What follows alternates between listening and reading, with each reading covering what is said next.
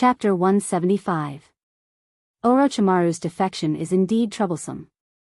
At present, the number of members of the Akatsuki has just been gathered.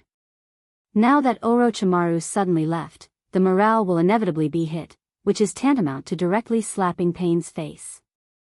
The members of the Akatsuki quickly rushed over and saw the scene of the previous battle and the residual chakra energy fluctuations in the air. They all frowned slightly. Obviously, there was an unusually fierce battle before, and the missing Orochimaru should belong to the defeated party, especially the broken arm that was still bleeding on the ground. Obviously it was Orochimaru's. Damn Orochimaru. After listening to Uchiha Itachi's story, Pain's face was blue. The majestic murderous aura was vast and infinite. Like a hurricane, the cold air froze the surrounding flowers and trees. Looking at Orochimaru's broken arm, he raised his hand and shot out a fiery red light, turning it into ashes. Perceiving Pain's violent and restless momentum, the Akatsuki members' faces changed. This boss who rarely shows his strength is so fierce. Of course, it is not ruled out that Pain is deliberately showing off. What should we do with Orochimaru? He knows a lot of secrets in the organization. As Orochimaru's teammate, Sasori asked in a deep voice. He used to work with Orochimaru, so he knew Orochimaru's temperament very well. If he is left alone, it is definitely raising a tiger, and one day he will be caught in a cocoon. Kakuzu and I will kill him. I have long been unhappy with that disgusting snake. This kind of task is the most suitable for Master Haiden, right Kakuzu? Indeed. Looking at the excited Haiden beside him, Kakuzu nodded this time. For him, money is more important than anything. Orochimaru's head is worth a lot of money in the black market. Killing a defected ninja in the organization and making a lot of money, by the way. Kakuzu has no reason to refuse this kind of thing. Don't worry about Orochimaru for the time being. He should know that disclosing the secrets of the organization to the world will lead to a miserable end. Orochimaru is a smart person. He won't do such a stupid thing. After pondering for a long time, Pain calmly analyzed. Orochimaru had already joined the Akatsuki for some time. If he didn't open his eyes and expose the secrets of the Akatsuki to the world, he believed that even if he didn't do it himself, the two masked men behind the scenes would talk to Orochimaru. The two masked men were undoubtedly Dustless and Obito. It seems that I have to find someone to replace Orochimaru. Yahiko looked around and felt a headache coming on. It's not easy to find a powerful S-class ninja without a fixed organization. After so many years, he only found a few in front of him, and they were all rebellious ninjas. Looks like I can only give him a headache. On second thought, Yahiko passed the ball to Uchiha Obito, because Kisame and Itachi were introduced into the Akatsuki through Uchiha Obito. This is interesting. Seeing that Akatsuki was paralyzed because of the lack of manpower, Dustless, who was quietly observing in the dark, suddenly smiled. A brand new plan suddenly emerged in his mind, and after a short calculation, he felt that it was feasible and could be considered a good plan. Dustless Sama means, looking at Dustless in confusion, White Zetsu said in a daze. Dustless's thinking was too fast, and he couldn't keep up with the rhythm. You're the only one in the world who knows that the masked man is Dustless Uchiha. Even Obito doesn't know about this, but even if they don't know, I think they've already suspected me. Dustless said with a strange smile. I mean, even if Obito and Uzumaki Nagato didn't say anything, I'm afraid they've already suspected that I'm the masked man, including Uchiha Itachi. Dustless was open-minded about this. Uchiha Madara's Eye of the Moon plan was full of mistakes, let alone him. If it wasn't for Obito's help behind the scenes to perfect the plan, I'm afraid the so-called Eye of the Moon would have already collapsed. In other words, no plan designed by anyone is perfect. Even gods are no exception. Even if Black Zetsu finally succeeded in resurrecting Kagaya, I'm afraid he didn't expect that Uzumaki Naruto and Uchiha Sasuke would seal Kagaya again. It's very likely that they may have guessed that the masked man is Dustless Sama.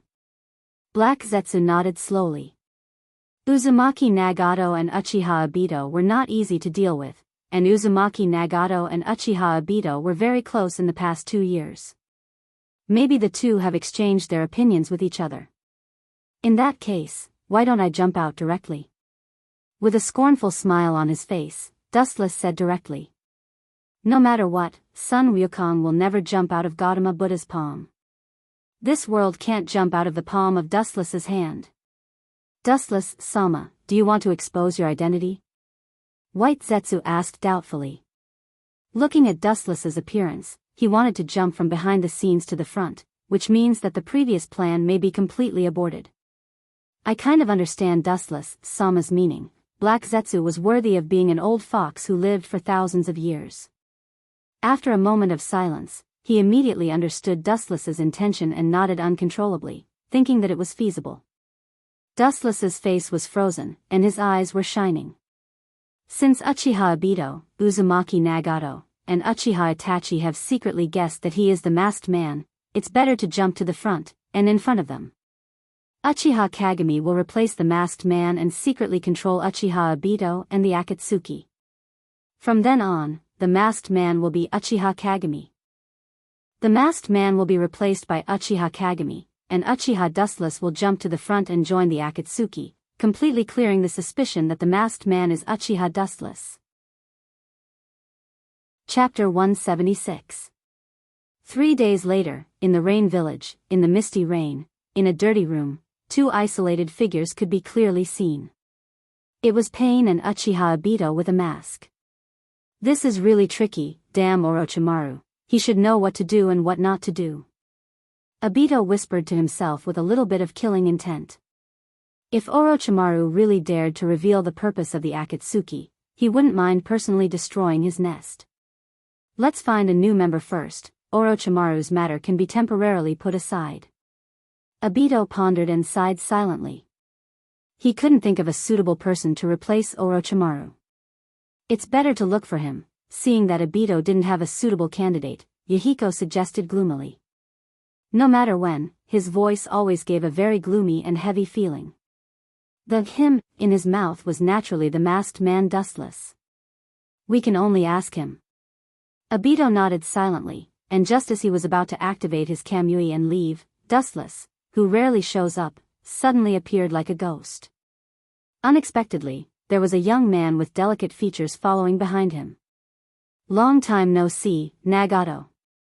The masked man stared at Yahiko with a black iron rod, and his face was filled with a pleasant smile. His tone was the same as the first time they met a few years ago. Nagato, who was controlling Yahiko, was slightly stunned and immediately nodded. Who is that? Looking at the hazy figure hidden in the darkness, Obito frowned and then looked at the masked man with displeasure. Obviously, he was very dissatisfied with this approach.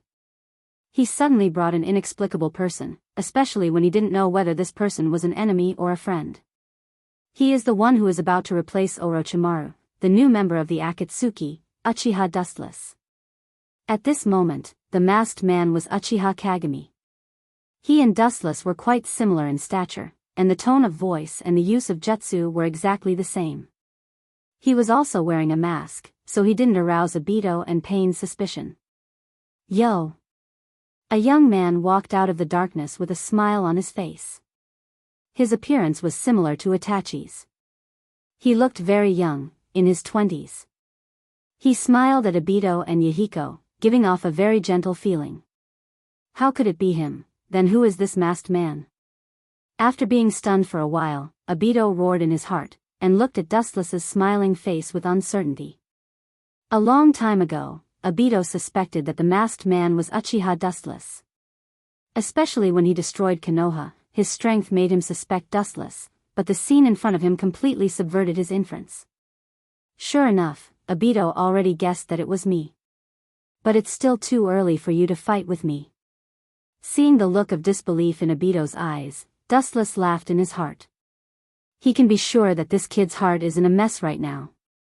I'm afraid that he's trying to figure out who this masked man is. Dustless, who has both the Tensigen and the Rinnegan, has a far better control of the Yin-Yang release than others. The masked Uchiha Kagami in front of him was like a normal human, breathing and heartbeat. The only difference is that his consciousness was controlled by Dustless. I didn't expect you to still be alive. Yahiko looked at Dustless with indifference. After a few years, he still couldn't forget Dustless. It was Dustless who defeated him, Yahiko, and Conan. Fortunately, Uchiha Madara saved him in order to prevent the plan from failing, otherwise, he would have died a long time ago. From now on, he will replace Orochimaru and form a team with Sasori of the Red Sand. Uchiha Kageme's voice was indifferent. He was too lazy to explain more to Dustless, just like Dustless's usual style. There is no problem with this. Obito and Yahiko looked at each other and couldn't help but nod. Dustless's strength was beyond doubt, especially Yahiko, who knew Dustless's strength better. Many years ago, he could easily crush the three of them. His strength was even better than his own Rinnegan. Obito nodded and didn't choose to ask more. Now, he was just thinking about who the masked man in front of him was. After all, Dustless, who he suspected to be the masked man, has come out, so the masked man in front of him was obviously someone else. As for the problem of Uchiha Wuchen, it's just a trivial matter. Yahiko welcomed Dustless to join the Akatsuki. This way, not only can they solve the population problem, but they can also get a free super strong fighting force, killing two birds with one stone. A month later, in the gloomy cave, there was no light all year round. The coldness and darkness were the most realistic portrayals of this place. In the depths of the cave, one could see a blurry, tall shadow. It was about 10 meters tall, and its entire body was covered in uneven protrusions. It was especially terrifying. There were 10 cylindrical protrusions on its back, and its wounds were as smooth as if they had been cut off. It made one's imagination run wild. Especially when one looked up and saw that the giant had 9 huge eyes, it invisibly added a lot of fear. It was the Geto Mazo. A few years ago, Dustless gave the Geto Mazo to Uzumaki Nagato. Anyway, he didn't need it for the time being, so he gave it to the embryonic form of the Akatsuki. Of course, the Geto Mazo also sealed the Kyubi's Ein attribute chakra. Looking around, the Geto Mazo opened its hands, and 9 figures stood on its 10 huge fingers. All of them were wearing black trench coats embroidered with strange and dazzling red clouds. This time, it wasn't like the usual, where all the members of the Akatsuki showed up in their original form. Including Uchiha Itachi, Pain, and Konan, all the members of the Akatsuki showed up to greet the new members. Among them, the most unhappy were the zombie duo, Kakuzu and Haiden. Chapter 177. The reason why Fei Duan and Kakuzu were the most upset was because the two of them had accepted a mission from the black market to earn extra money. Just as they were about to completely kill each other, they were forcibly recalled back because of Pain's order. Then, Fei Duan and Kakuzu were quite dissatisfied, especially Kakuzu, who loved money like his life. How could he not be angry when the cooked duck flew away? That newcomer's face is really big, he actually made us all wait for him. Haiden's voice sounded, obviously, he was quite dissatisfied with this so-called newcomer. Although he was not as obsessed with money as Haiden, he enjoyed the process of fighting very much. Now that he was forcibly summoned by Pain, he was also holding back the anger in his heart. It seems that our S-class rebellious ninjas are becoming more and more worthless. Any random person who comes here needs us to greet him. Kakuzu complained, but when he could make a lot of money, it was interrupted by this newcomer, so naturally, he didn't show the slightest mercy to this so-called newcomer. Although the other members of Akatsuki didn't speak, their faces were faintly showing some dissatisfaction. It would be ridiculous to say that one person made all of them come here once. Oh, I'm sorry to make you wait for me. Shizuka's laughter had a bit of banter, especially the frivolous and indifferent tone, which made Kakuzu's face collapse. His oily green eyes flashed with ominous light, and his whole body was filled with cold killing intent. With a murderous gaze, he looked at the place where the voice came from under the dark rock. After a few breaths of time, a handsome young man in his 20s came into view. His appearance was similar to Uchiha Itachi's, and he had a bright smile on his face. He didn't seem to fit in with the Akatsuki, an organization composed entirely of rebellious ninjas. Uchiha Dustless, it's you? The first one to speak was not Kisame, who had seen Dustless before and fought with him, but rather Konan, who had never spoken and was also the only female member of Akatsuki, who had an indifferent face like an angel. It's really him, it's impossible, he's already dead. Kisame looked at Dustless, who was in his 20s, and his face was gloomy. Although the last time he saw Dustless was a few years ago, he could never forget the appearance of Dustless in his life. Even if he grew up now, he could still recognize him at a glance. However, it was said that Uchiha Dustless was dead, and he suddenly came back to life. Even with his beast-like ability to accept and adapt, he couldn't accept such a reality. He stopped thinking and looked at Dustless with a smile on his face, especially when the person in front of him was about to become his companion. The one with the most complicated thoughts was undoubtedly Uchiha Itachi. His 3-tomo Sharingan was like stagnant water. He was sure that the person in front of him, who he had never met before, was his big brother.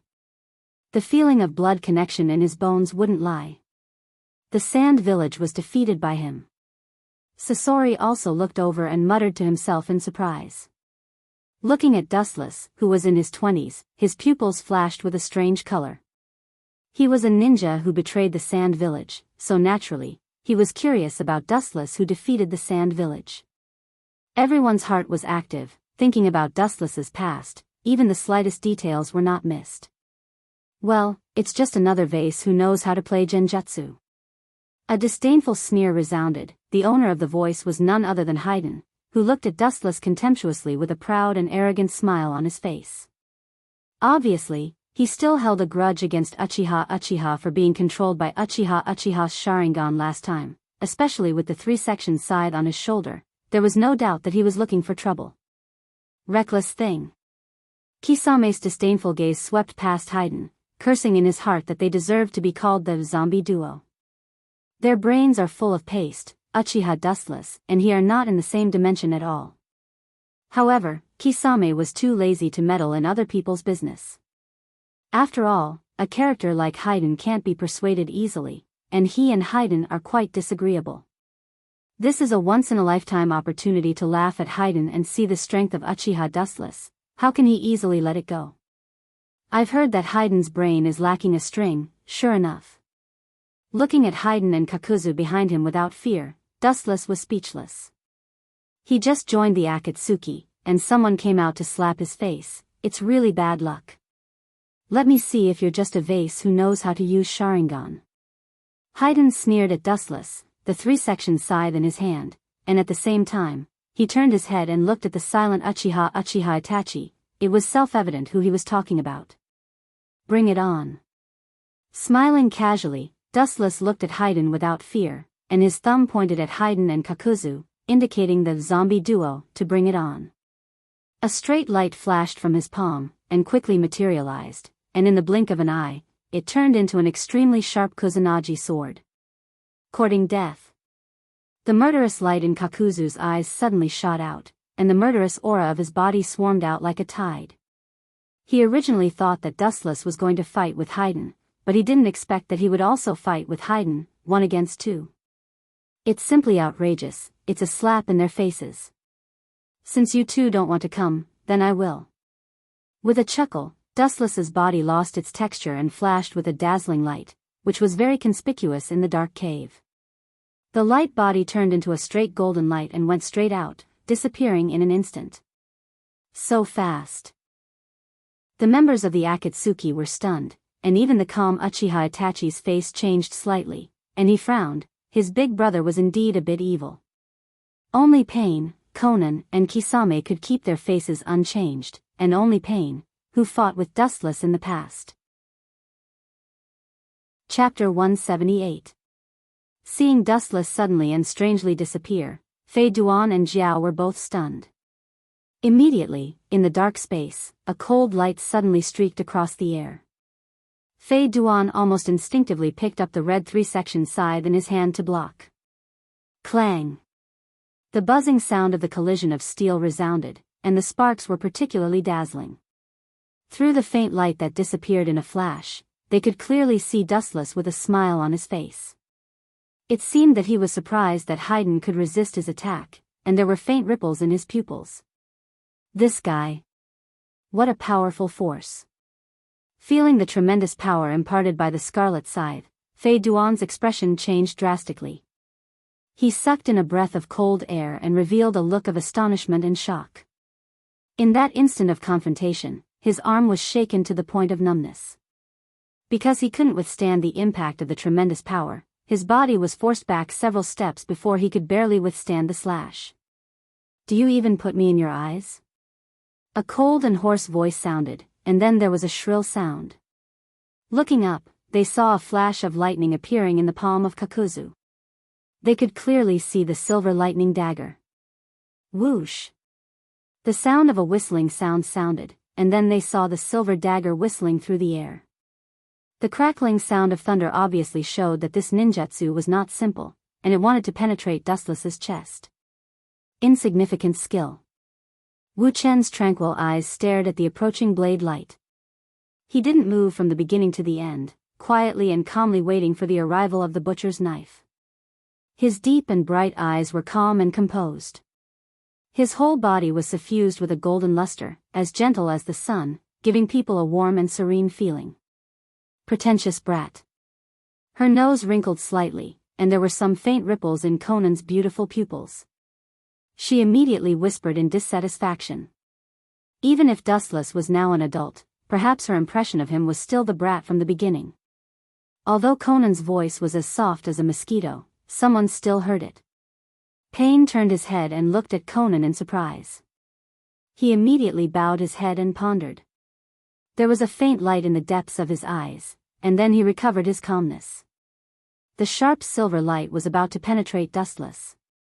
Looking at it, the sharp blade condensed by lightning went straight through Dustless's body. The thunder-long blade was like a stone in the sea. Dustless's body was covered with golden waves, and he immediately shuttled through it. On the other side, Haydn was bloody unlucky. Poochie. A piercing pain spread throughout his body, and scarlet blood splashed out. Fei Duan subconsciously touched his chest and reached out to touch it. Then, he raised his hand and stared blankly at the crimson blood in his hand. The corner of his mouth twitched violently, and a shrill scream that sounded like a pig being slaughtered resounded throughout the cave, echoing for a long time. "Kakuzu, you old bastard, did you do it on purpose?" Fei Duan was so angry that he was trembling. His face kept twitching as he looked at Kakuzu.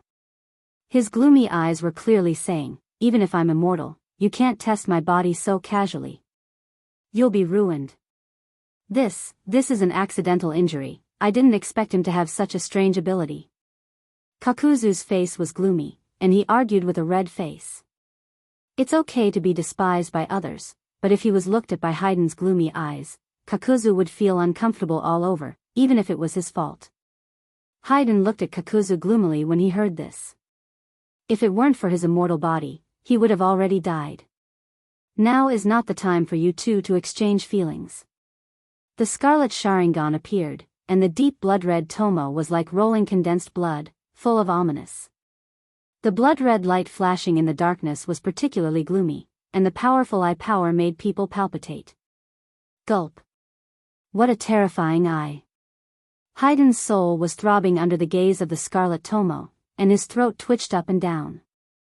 Suddenly, he remembered Itachi's method of controlling him last time, and subconsciously closed his eyes. However, it was too late. Boom! The powerful eye power directly poured into Fei Duan's mind, controlling his thoughts. His eyes became dull and lifeless, and the sharp sickle in his hand fell to the ground, splashing up a cloud of dust. He felt like a walking corpse that had been stripped of his inner soul. Why does the three-tomo Sharingan have such great eye power? Itachi frowned slightly as he glanced at Wuchen from the corner of his eyes. Obviously, the Sharingan has three-tomo Sharingan, but it gives people the feeling of a Mangekyo. Yo! But Dustless apparently noticed Itachi's gaze, and he also looked at Itachi on the finger of the Geto Mazo, showing a gentle smile, giving people a warm feeling. Seeing this, Itachi was slightly stunned, and then he nodded, and a strange feeling rose in his heart. He felt that Dustless's motives were not pure, and he began to be secretly vigilant. Even if this person was his brother, he couldn't let it go. Hypocritical man. Conan naturally saw Dustless's expression, and she, who didn't like Dustless, naturally snorted, especially that ordinary smile made her particularly uncomfortable. Seeing that Haydn was instantly KO'd, Kakuzu's mouth twitched fiercely, and when he was about to sneak attack Dustless, pain, who was usually silent, suddenly stopped this boring duel. "It's over, Kakuzu." Looking at the murderous Kakuzu, Pain then looked at the unconscious Haiden with pity, and shook his head slightly. Maybe the Sharingan is this kid's nemesis, and he lost twice under the Sharingan. Break his Genjutsu. Glancing at Dustless casually, Pain's tone was indifferent, and there was a faint will that could not be violated. Maybe after all these years, he has really regarded himself as a special godlike existence. "I'll let you be cocky for a while." Dustless couldn't help muttering in his heart, and at the same time, looking at the half-dead Haiden, he put away the scarlet-red Tomo and broke Haiden's Genjutsu. Chapter 179. Opening his eyes in a trance, Haiden looked at the world in front of him like a child who had just woken up, and what he saw was the old face of Kakuzu. "Stand up quickly after making a fool of yourself, don't make me lose face with you." Kakuzu scolded Haiden with a gloomy expression. He was the most senior member of the Akatsuki. After all, he was an old antique who was almost 100 years old, and was a contemporary of the first Hokage Senja Hashirama. "Where did that kid go? Look at me, Uncle Haiden, shut up." Kakuzu glared fiercely at Fei Dan, then looked away and silently returned to his original position on the Geto statue's finger. Fei Dan tactfully followed Kakuzu back. Uchiha Dustless. Looking at Dustless expressionlessly, Pain's calm eyes flickered with faint ripples. After a moment of silence, he finally made a shocking decision. "From today on, you are one of the members of the Akatsuki organization." Throwing the black trench coat embroidered with red clouds to Dustless, Pain stopped, but he didn't intend to give the blue ring to Dustless. "Serves you right, kid." Seeing this scene, Haiden laughed secretly. "I'm afraid that Dustless is the most miserable one in the history of the Akatsuki. He doesn't have a ring that represents his status as a member of the Akatsuki organization." But soon, Haiden's eyes widened as he looked at Pain's action in disbelief, and his breathing stopped. Looking thoughtfully at the silent Sasori, Pain withdrew his gaze and immediately looked at Xiao Nan, who was as cold as an iceberg. Xiao Nan's pretty face had an unapproachable expression. His eyes flashed with a touch of decisiveness. He took off the ring with the word 0 on his finger and handed it to Wu Chen. Everyone was stunned. "From now on, your code name is 0, and this is the ring that represents your identity."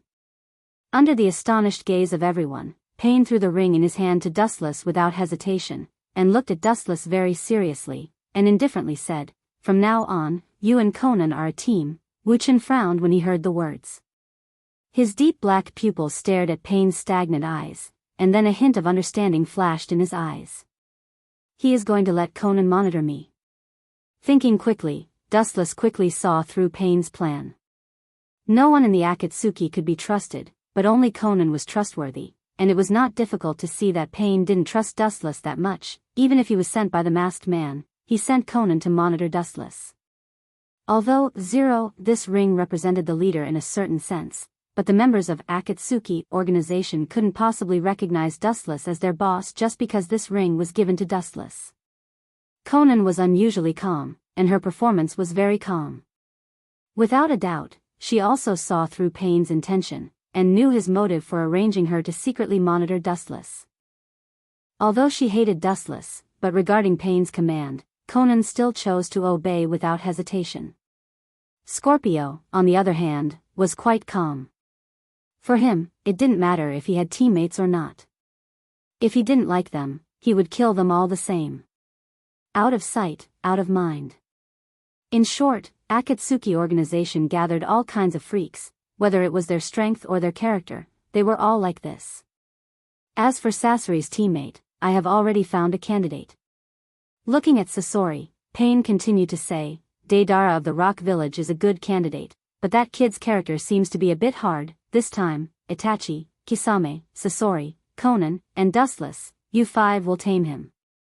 Deidara was now young, but his reputation was already known. When he was 9 years old, he was forced to leave the village because he often caused terrorist incidents. He was the disciple of the 3rd generation Tsuchikage, Inoki. Now he was 12 years old, and his strength was far stronger than 3 years ago. Ah! It seems that there is a difficult task for him to join for the first time. That explosive clay maniac is very difficult to deal with. I heard that because he is too dangerous, Anoki sent him to a place where there are few people. The one who spoke was naturally dustless. He smiled and explained to the members of the Akatsuki. The only thing that made people frown was that his smile was like a cunning fox. Indeed. Pain nodded. He seemed surprised that Dustless knew about Deidara. Even if Deidara was now famous, he was still not worth mentioning to Dustless. Can he really be trusted? Sasori said with some doubts. It was really difficult for him to team up with a kid who was nearly 12 years old. Even if Itachi was only 13.5 years old, he couldn't eliminate the doubts in his heart. Perhaps Kisame also had doubts about this before he saw Uchiha Itachi. Pain's eyes flashed with hesitation. Deidara's strength was acceptable, but it didn't mean that other aspects were acceptable. For example, personality, to some extent, was the opposite of Deidara. Dead Ale and Sasori of the Red Sand both pursue the so-called art. They are the same people, but the difference is also the difference between heaven and earth. Dead Ale pursues the art of the moment, while Sasori of the Red Sand pursues the art of eternity. This was the biggest difference between heaven and earth. It was inevitable that there would be quarrels. With Sasori's temperament, he might really make Deidara a puppet. Let's go to the rock village first. Seeing that Pain was hesitant, Dustless suggested tentatively. Dead Ale was still very compatible with Scorpio of the Red Sand. Even if there was a quarrel, Scorpio of the Red Sand may not be able to kill Dead Ale. Pain nodded when he heard this. It could only be like this. Whether it was suitable or not, only by meeting them will they know.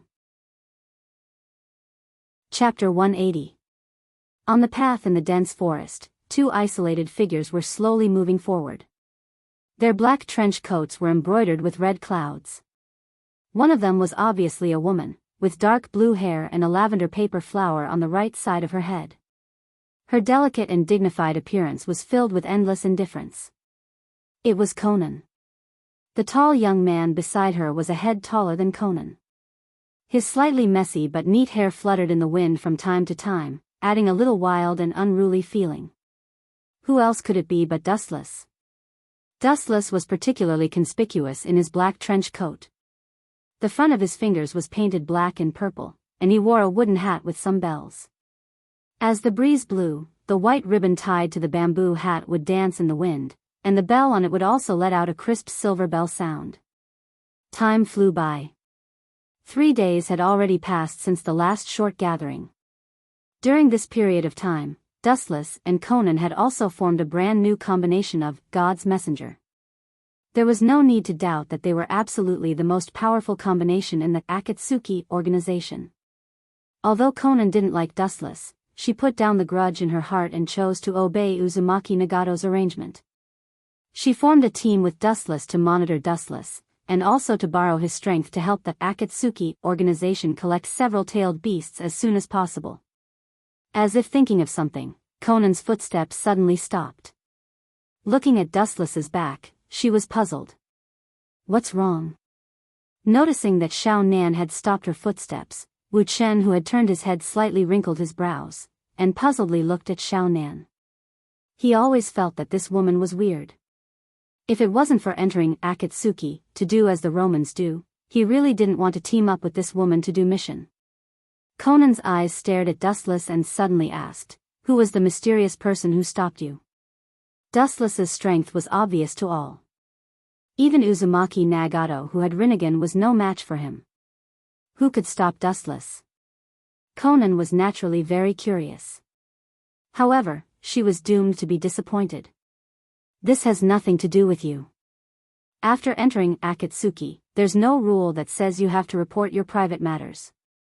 Dustless glanced at the confused Xiao Nan and withdrew his gaze. He turned around and walked away, leaving Xiao Nan alone. The mysterious person that Conan was talking about was naturally Uchiha Madara. Perhaps it wasn't him who organized Dustless. Maybe Conan, Uzumaki Nagato, and Yahiko were mercilessly killed many years ago. You're so strong, but so petty. Xiao Nan looked at Dustless, who was leaving, and rolled her eyes. She immediately followed Dustless. She and Dustless were now in the Oracle team, so they naturally had to carry out the mission together.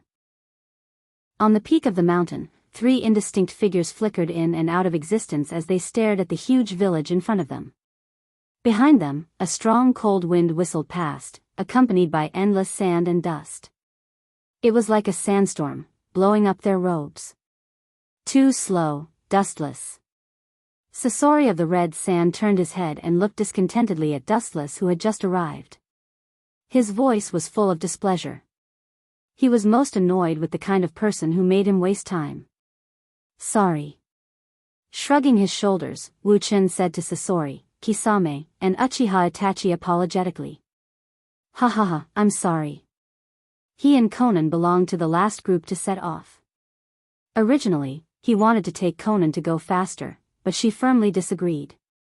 Dustless also rushed with her, which delayed them for a few hours. It's really a bad place with bad weather. Kisame looked around and frowned slightly after seeing the endless sandstorm. Perhaps he was born as a shark, so he preferred water. It was particularly unsuitable for the dry environment of the rock village. Yes. Itachi nodded. The climate of the rock village was really bad. He immediately looked at Dustless secretly, and a faint ripple appeared in his pupils. He closed his eyes again and began to think. The feeling that Wu Chen gave him was not that kind of simple danger. It was like a giant beast hiding in the deep sea. Although it seemed that if you did not provoke it, it would not take the initiative to attack you. It was very gentle. However, no one knew when this giant beast with a bloody mouth would secretly attack you. When the sawtooth opened, it might be the time of life and death. This kind of person was often the most dangerous. It was fine if he didn't take action, but if he did, he would have a 90% chance of succeeding. In other words, Wu Chen was the kind of person who was careful and wouldn't take any risks casually. While the few of them were deep in thought, Xiao Nan finally arrived. Well, the so-called Oracle team is just a so-so. Seeing Xiao Nan come, Sasori of the red sand immediately ridiculed her. Because of Xiao Nan and Wu Chen, the 3 of them were attacked by the sandstorm for a few hours. Well, let's go find that kid. Wu Chen chuckled. Although he didn't care about this so-called Oracle combination, Xiao Nan, who was beside him with a pale face, didn't think so. Perhaps in Conan's view, this was Sasori challenging the authority of the former pain. Let's go find Deidara first. As for other insignificant things, let's talk about it later. Seeing that Xiao Nan and Sasori of the red sand had signs of a fight, Wu Chen spoke to stop them. At the same time, his whole body was covered with a golden luster, like a divine rainbow cutting through the void. He went straight toward the giant village in front of him, and disappeared in the blink of an eye. It's still the same terrifying speed, it hasn't changed at all. Looking at the golden rainbow that cut the sky, Hoshigaki Kisame laughed bitterly at himself, and suddenly remembered that Dustless defeated him and Terumi Mei with overwhelming power, and his shark face was particularly complicated. Have you ever fought with him, Kisame? Uchiha Itachi asked curiously, and at the same time, it attracted the attention of Sasori and Conan, because Kisame's strength was obvious to all, and he was known as a humanoid-tailed beast. Hearing this, the bitterness on Kisame's face became more obvious, and he spread his hands, and his face was full of entanglement and helplessness. More than just fighting, if he didn't deliberately let me win, would have died many years ago. Chapter 181. Kisame's face was full of emotion. If it weren't for Dustless holding back, he would have already died, let alone joining the Akatsuki. He clenched his huge fist tightly, but in the end, he couldn't help but let it go. The self-deprecation on his thick face became clearer, and he subconsciously touched the scar on his face. Although it had completely disappeared after many years, there were still some traces left. It was also because of this reason that Kismet Ghost Shark trained himself even more crazily. He dreamed that one day, even if he couldn't surpass Wu Chen, he would at least have the power to fight with him. Now, it seemed that the gap between them hadn't narrowed at all. Instead, it had widened a lot. Sure enough, that man is as dangerous and mysterious as the masked man." Hearing this, Itachi's eyes were full of stormy waves, and his face was unnatural. He naturally knew the strength of Kisame, and Dustless's strength was self-evident. Even if he fought against Dustless, he was afraid that it would be like a stone thrown into the sea, and he wouldn't be able to make much of a ripple. What did that guy do in the years after his death? Looking up slightly, looking at the straight beam of light that hadn't dissipated in the sky, Itachi bowed his head and thought. He really couldn't figure out what Dustless was planning in the past few years. However, there was one thing that was certain. During those few years when Dustless's secret disappeared, he was definitely doing secret things that no one knew about. "My so-called big brother, what are you doing, and what is your plan?" Putting down his uneasy heart, Itachi's obsession with Dustless was even stronger than before. His eyes looked indifferently at the void in front of him, and then he disappeared in the direction where Dustless had disappeared. If I can turn those two brothers into my eternal works of art. Seeing that Dustless and Itachi had disappeared, Konan and Kisame also disappeared. Only Sasori, whose eyes were shining, was waiting quietly.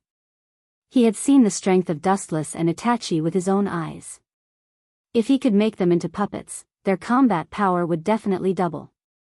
While his heart was burning, Sasori's blazing expression suddenly froze, and his heart became cold. Uchiha Itachi was already a very difficult and powerful opponent. If Wuchen was added into the mix, for some reason, Sasori suddenly felt that if the two brothers were willing to cooperate with each other, the whole world would be theirs. In the empty lobby, countless iron giants with ghost eyes and fangs could be clearly seen. Their faces were terrible as ghosts, giving the feeling that they were demons from hell. 5 figures stood side by side, and Dustless, who came early, stood in the middle, seemed to be quietly waiting for someone to come. They began to close their eyes. "Coming." Along with the voice of Wu Qin, the members of Akatsuki organization opened their eyes one after another, and rather expectantly looked at the distant immature figure. Especially Sasori of Akatsuki, but seeing that toddler's shadow, his old face immediately collapsed. "Are you kidding me? You want that kid to team up with me?" Red Sand Scorpion's eyes immediately darkened.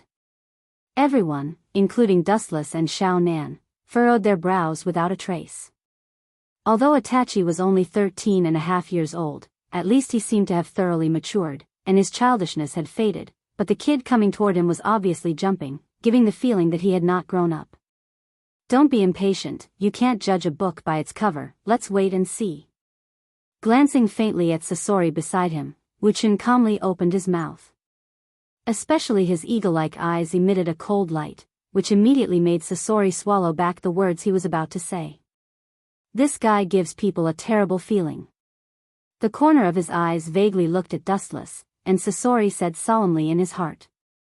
"Even if some people are strong, there will be a fixed boundary," and Dustless gave him a feeling like a person without any constraints, without any so-called boundary.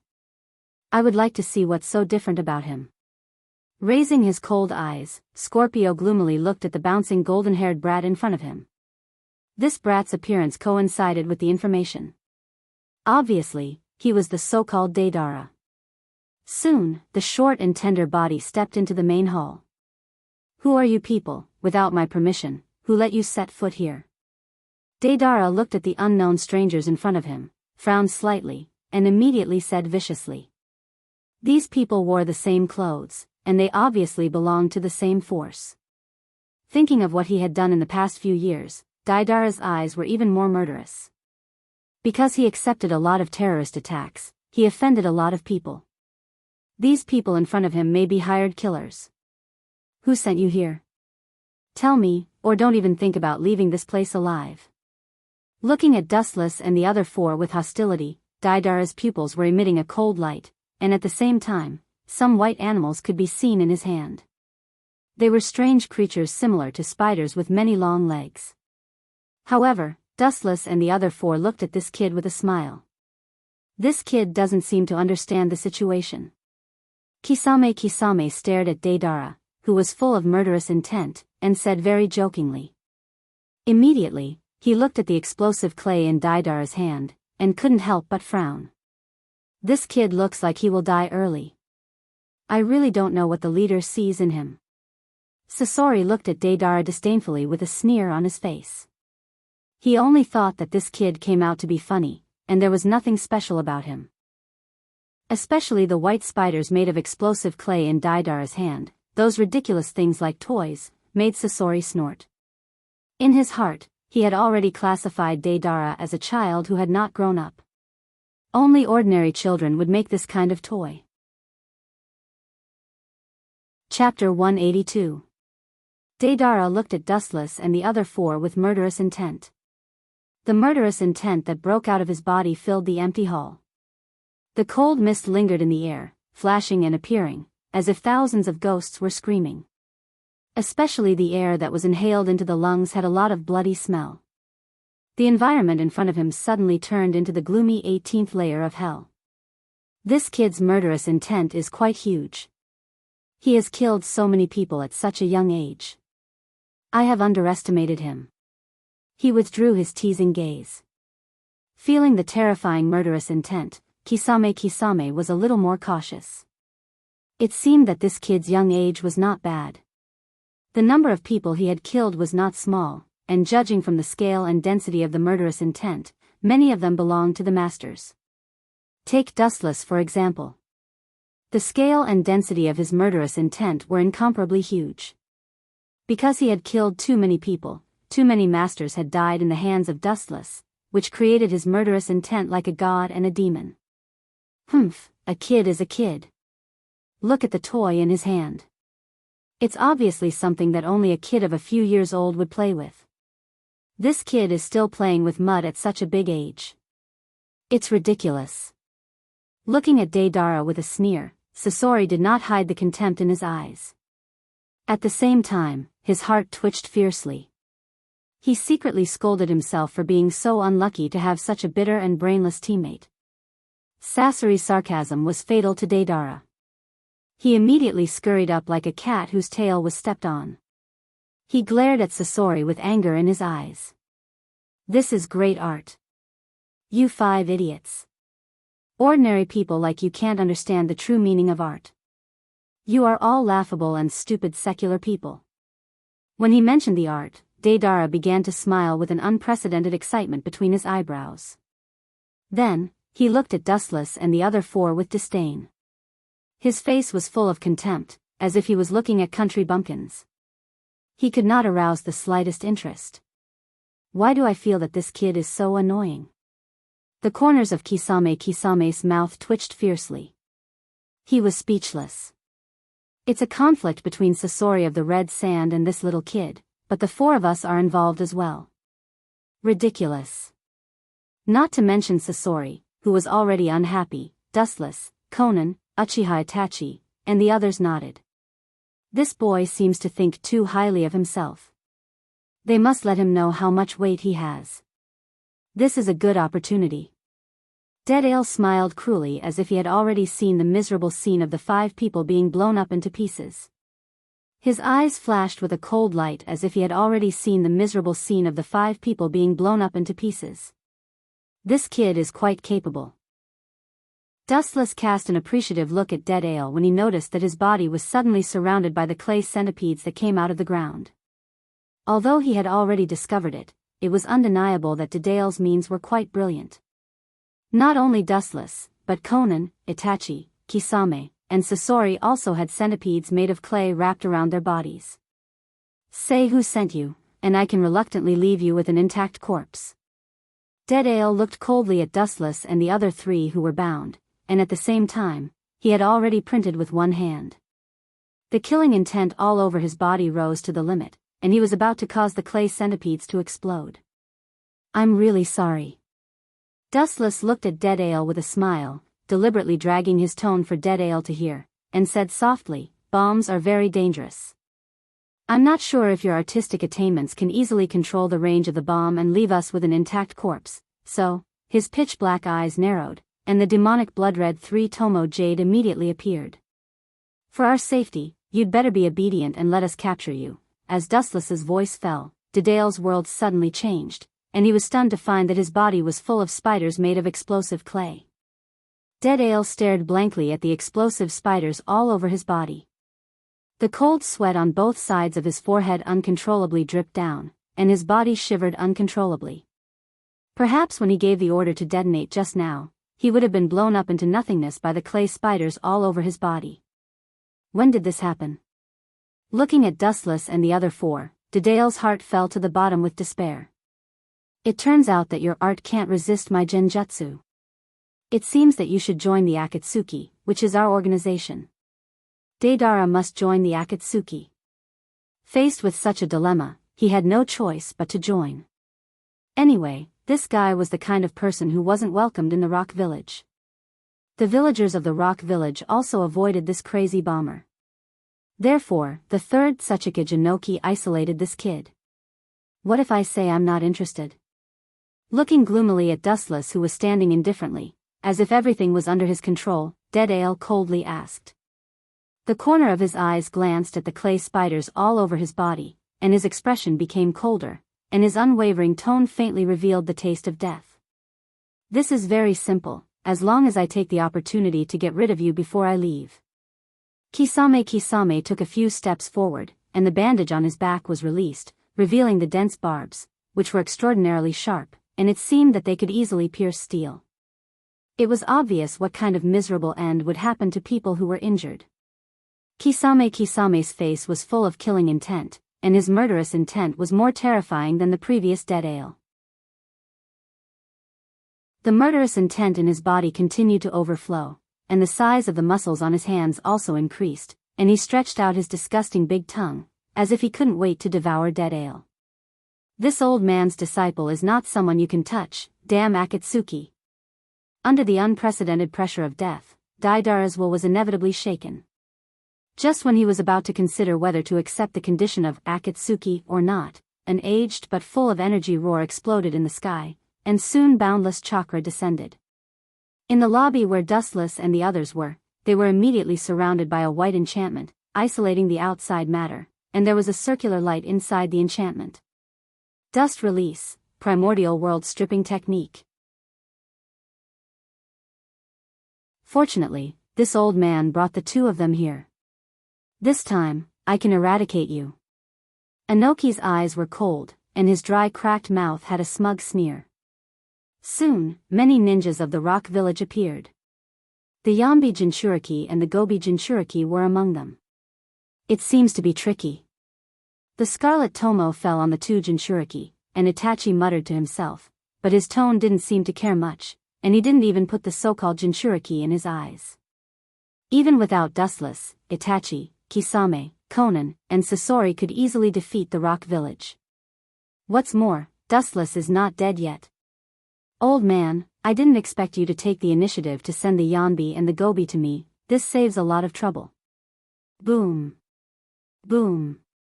Boom, an ear-piercing roar resounded, and a destructive air wave immediately spread out like a tide. Under the ruins, a straight golden light soared into the sky. His thin body stood in the void, and the blue sky behind him set off Wuchen. Qingzhao stared at Inoki, and the faint smile at the corner of his mouth had a little bit of arrogance. I haven't seen you for many years, but you haven't changed at all, my sandaime Tsuchikage-sama. Looking at the familiar face, Inoki was startled. He was particularly familiar with this frivolous tone, and immediately looked at the cynical and contemptuous smile, and his proud cheeks suddenly stiffened. His old face was like being slapped several times, and his eyes were red, as if he remembered something. He stared at Konan with indignation, and the corner of his mouth was twitching. How is your Akatsuki doing business? Didn't you say that this annoying guy is dead? Bastard, you actually dare to deceive this old man. You really have guts. Inoki's expression was particularly gloomy. He would never forget that when Yahiko came to the Rock Village to extort hundreds of millions of silver from him, he still acted like he was losing money. What does Dustless mean? It means that the Akatsuki didn't complete Inoki's task, and instead he gave away hundreds of millions of silver for nothing. This, when Yahiko was still alive, Akatsuki's financial situation was really difficult. So Yahiko had no choice but to rob the rich from the rock-hidden village to help the poor. So Yahiko had no choice but to rob the rich from the rock-hidden village to help the poor. So Yahiko changed his plan to kill Dustless from the rock-hidden village. Little old man, don't you understand? You were slaughtered like a fat sheep. Fearing that Inoki couldn't understand what he meant, Dustless deliberately dragged his voice, and at the same time secretly gave a thumbs up to the dead Yahiko. Fat sheep? Inoki's mouth twitched fiercely, and he almost vomited blood. Although the Akatsuki didn't take Dustless's head to claim the bounty, they cooperated several times, so he didn't have any doubts and gave Yahiko the task reward. Calling him a fat sheep was too flattering. Chapter 184. Inoki was trembling with anger. The word fat sheep was particularly harsh to him. He had always appeared in front of the world as a wise ninja. Often, others were the fat sheep in his eyes. Only this time, the old horse lost its hooves and fell hard, causing him to suffer a double loss. I won't let this go. After extinguishing the fire in his heart, Inoki said calmly. As the saying goes, life is short. He didn't want to be famous in the world, but at the very least, he wanted to completely and cleanly erase the biggest stain in his life. Old man, you've been wrong about one thing from the beginning to the end. We're the ones who won't let this go. The silent Sasori of the Red Sand said coldly. He didn't hide his murderous intent.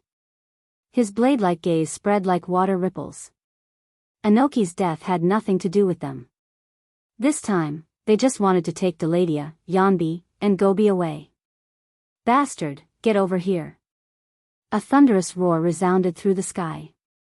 Then, a golden rainbow poured down, whistling straight toward Yanbi Jinchuriki Old Rashi. What a fast speed! Yanbi Jinchuriki Old Rashi's pupils suddenly shrank. Fear and disbelief were reflected on his thick face. Even if he was a Jinchuriki, he could feel a strong aura of death coming toward him. Have you been kicked at the speed of light before? But it seems like you haven't. A scornful and lazy voice sounded, giving people a ridiculous feeling as if they were about to fall asleep. Before old Rashi could react, a dazzling golden light fell from the sky, as if the light was going to blind his eyes. He instinctively closed his eyes. Speed of light kick. Boom! The liquefied golden calf attacked with full force. Out of the beast's keen intuition to danger, old Rashi immediately used his tailed beast coat to defend his chest. Dense chakra rose all over his body, hoping to use this as a defense. Even so, he was still savagely knocked away by the unparalleled force. Boom! Old Rashi, who was wearing the tailed beast coat, flew out upside down, penetrating the mountain behind him. He whistled out like a cannonball, unstoppable. Boom boom boom. On the enormous mountain, a deep crater could be clearly seen. The broken cracks were as messy as a spider web. Old Purple's eyes were lifeless, and his body was stuck in it. There was no doubt that the crater on the mountain was also left behind by him. It seems that one of them has already gone up. If that's the case, your advantage will be even smaller. Looking at the half-dead Yanbi Jinchuriki, Kisame's face showed a ferocious smile as he walked straight toward Inoki. Obviously, his target was the Sandamed Tsuchikage. Take the stage. Inoki looked at Kisame with a sneer and said flatly, the reason why tailed beasts had become the target of all the major countries is because of their powerful strength. If they are so easily dealt with, what do you think this old man spent countless efforts to cultivate Jinchuriki for? Sure enough, as Inoki's voice fell, the fainted Yanbi Jinchuriki Old Rashi stood up again. Although he was injured, he wasn't in any danger. Moreover, he had never heard of a Jinchuriki being kicked to death. I will kill you. Staring at Dustless, the Yanbi Jinchuriki said in a cold and hoarse voice. Dustless's kick did cause damage to him, but the recovery ability of a Jinchuriki can't be estimated by common sense.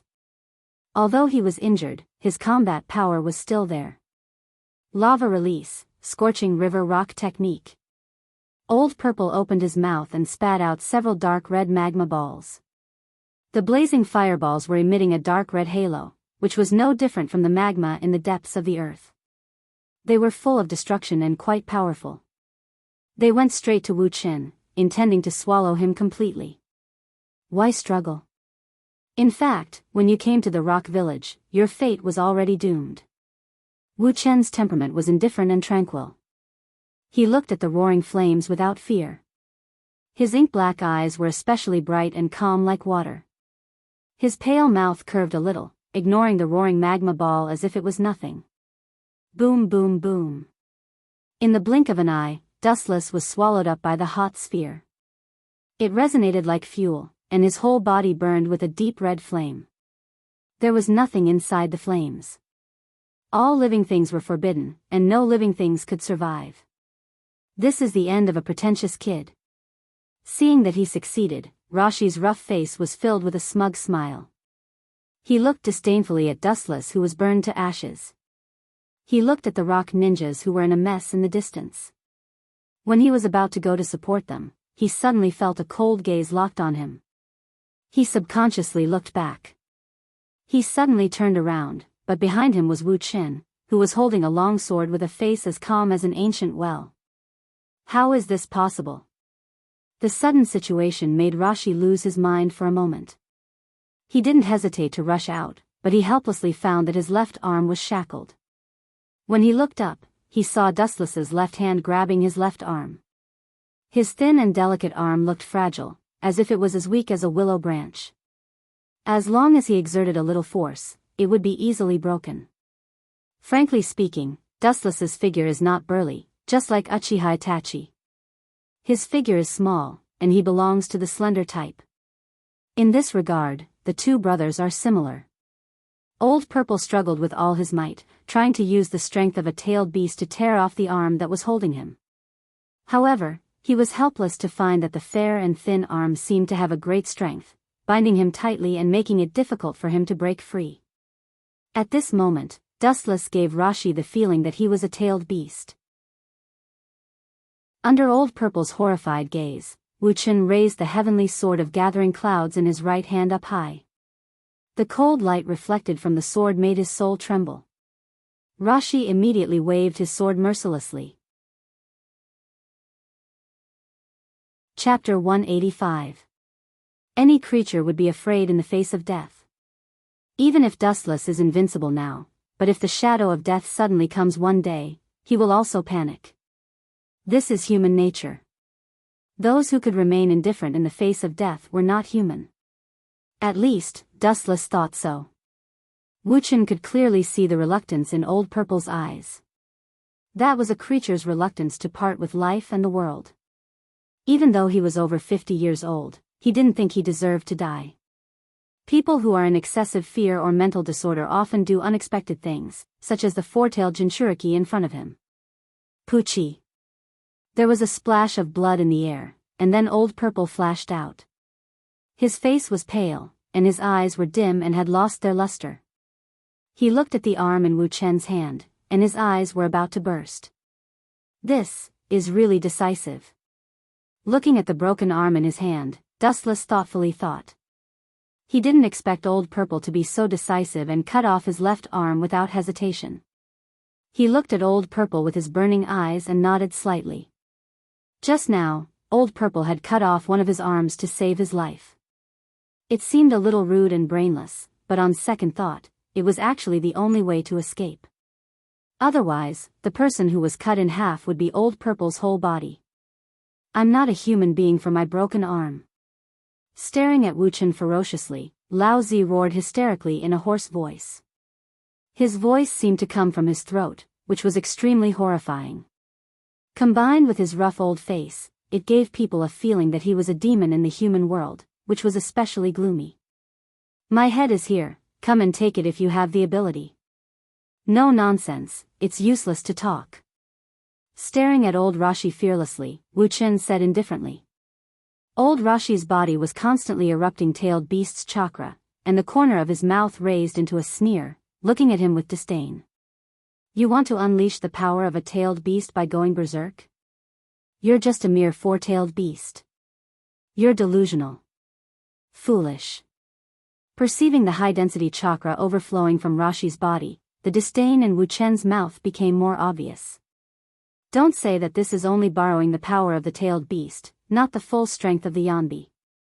Even if the Yanbi Sun Wukong really broke the seal, it won't change the reality, but save Wu Chen a lot of effort. Lao Purple's body was covered with flame-like armor, and he looked like a magma man. His face was blurred, and he had turned into the amalgamation of chakra. His whole body was filled with negative emotions, including killing, hatred, and destruction. It was obvious that his mind had been completely controlled by the tailed beast in his body. Even the chakra that he spewed out was as hot as magma, burning the ground red. The waving demonic golden tail behind him was clearly visible. Woo woo woo, a beast-like roar came out of Old Purple's throat. The cold beast's roar was like the screams of thousands of ghosts, freezing the flowing air and making it particularly oppressive. Everyone's heart was covered with a layer of dark clouds. That is, Conan, who was fighting with the Iwagakure, felt the chakra wave coming from afar. Her face slightly changed, and her face was filled with horror. In the distant void, a black sphere could be clearly seen. The high-speed rotation of the black energy sphere was very oppressive, and the hurricane that it threw out was also unstoppable. It was like the autumn wind sweeping the fallen leaves. Sand and stones were flying, and the flowing air was crushed and evaporated, forming a large vacuum area. The oxygen was either sucked out or evaporated, and it was impossible to breathe normally. Idiot, you released the Bijadama so carelessly, what do you think I am doing? Staring at Lao Zi, who was gathering Bijadama and ignoring him, Dustless sneered again, and at the same time, his pupils suddenly rotated rapidly and turned into a scarlet five-pointed star Eternal Mangekyo Sharingan. Amaterasu. Boom boom boom. The giant black sphere exploded with a bang, and a dark red mushroom cloud rose from the endless void. Scorching heat waves from the explosion swept across the world, and a destructive shockwave spread out like a wave, swallowing everything in the surroundings. The surface of the earth was destroyed by a large-scale modification, and it was vulnerable. Old Purple, who was at the center of the incident, was no exception. He was swallowed by the Bijadama at the first moment. His body was almost burnt, and only his weak breathing could be heard. He was lying on the ground motionlessly. He couldn't even do the most basic escape. Obviously, he had lost his consciousness. So, only the Gobi is left, and that kid Deidara. Glancing at the half-dead Yanbi on the ground, and looking at Uchiha Itachi who was fighting the Gobi's Jinchuriki in the distance, Dustless was calm. If he couldn't even deal with the Gobi, then his eyes were really useless. From what the old man said, these people seemed to belong to an organization called Akatsuki. The young Dedale's eyes shone as he spied on the members of the Akatsuki organization. He was deeply moved. Even the woman he looked down on the most before was particularly awe-inspiring when she made her move. She was practically unstoppable. Only 5 people facing the Rock Village, one of the 5 major countries, were not afraid at all. Instead, they were like wolves in a flock of sheep. The ninjas of the Rock Village were almost killed, and they had no power to fight back. Unknowingly, his thoughts had also changed. Maybe joining them would be a good thing. Being able to carry out missions with such a group of powerful people was also a disguised recognition of Dedale. At least, it's much better than living in the Rock Village that isolated him and regarded him as a monster. What a powerful force. Taking a deep breath, looking at Dustless's blood-red Eternal Mangekyo Sharingan, Deidara's heart was deeply touched, and his voice was trembling. The powerful eye power that seemed to pierce his soul made him inevitably daydream. Tsukuyami. With Uchiha Itachi's voice, the Gobi suddenly stopped moving, and the chakra on his body disappeared, and he was as quiet as a kitten. Chapter 186. The ability of Sharingan is well known all over the world, and to some extent, it's the natural enemy of Bijou. Perfect Jinchuriki is okay, for example, Killer Bee, who was killed by Dustless. The power of Sharingan is not enough to control him, because Bijou and Jinchuriki's chakra can interfere with each other and can't be controlled. But the Yanbi Jinchuriki and the Gobi Jinchuriki in front of him didn't completely control their Bijou. Although it's a bit troublesome for them to control Sharingan, it's not impossible. It seems that it's completely done. Looking at the unconscious Yanbi Jinchuriki on the ground and the Gobi Jinchuriki that was controlled by Itachi, Dustless then grabbed the dying Rashi with one hand and flew towards Conan and the others. Looking around, the entire battlefield was bloody, and the ground was forcibly changed. Without exception, all the ninjas of the rock village were dead. There's no need to fight anymore, Kisame. Uchiha Itachi also grabbed the Gobi Jinchuriki in his hand. It seemed that his method was much gentler, he just used genjutsu to make him faint. Compared to Dustless who burned Rashi's body, Itachi was undoubtedly much kinder. Old man, I'll deal with you later. Kisame stared at Inoki fiercely, and then he pulled back and looked at Dustless and the others, and the corner of his mouth twitched. Kisame's Akatsuki uniform has been completely destroyed by the fierce fight, and there are even many subtle wounds on his body. It's not because he's too weak, it's because Inoki's strength is too terrifying, and the almost invincible, dust release, can't be touched. Kisame. Looking at Deidara who was still in a daze in the distance, Dustless cast a glance at Kisame. I know. Kisame nodded, and immediately rushed out, almost in the blink of an eye. He came to Deidara's side and picked him up like a rabbit. Let me go, brother shark. Feeling that his body had lost gravity and was caught in the air, Dead Ale immediately roared at the Kisame ghost shark. At the same time, he bared his fangs and brandished his claws at the Kisame ghost shark. However, because his hands were too short, he couldn't touch the Kisame ghost shark. I will definitely kill you, you bastard. Glaring at Kisame, the ferocious look in his words was like that of a caged beast, which proved that Dead Ale wasn't joking. You? He waved his hand and snatched the kunai from Deidara's hand. Then, he easily twisted it into a fried dough twist and threw it on the ground in disdain. He sneered at Deidara and said with contempt, if it weren't for the order of the organization, I would have killed you right now. Ignorant brat, there should be a limit even if you're conceited. Kisame looked at Deidara with disdain. If it weren't for Pain's order, he would have definitely pinched this arrogant brat to death. Itachi is only 1 year older than you, how can the gap be so big? Kisame sighed in his heart and began to sympathize with Sasori of the Red Sand, who would team up with Deidara in the future. Compared with Itachi, who never showed his emotions, Deidara in front of him was really far worse. Whether in terms of IQ or strength, there was a huge gap between him and Itachi. Seeing that his beloved disciple was caught by Kisame, Inoki's ugly face became even more ugly. His old arms quickly and skillfully printed, and a huge amount of chakra erupted from his body. It seemed that this technique wasn't simple. Earth release. Old man, are you sure you want to fight? Dustless suddenly interrupted Inoki, and his chakra stopped flowing. At this point, the rock village was already defeated. The Yanbi Jinchuriki and the Gobi Jinchuriki have been caught, and now the rock village only has Inoki, and there are still 5 of them. It's almost a one-sided situation. Even if the entire rock village is slaughtered today, Inoki can only watch. Uchiha Dustless, what is your purpose for capturing the tailed beast? Inoki suppressed the fire in his heart and asked gloomily. The murderous aura emitted from his pupils was like a knife, which made people shudder with fear. He faintly had a commanding tone.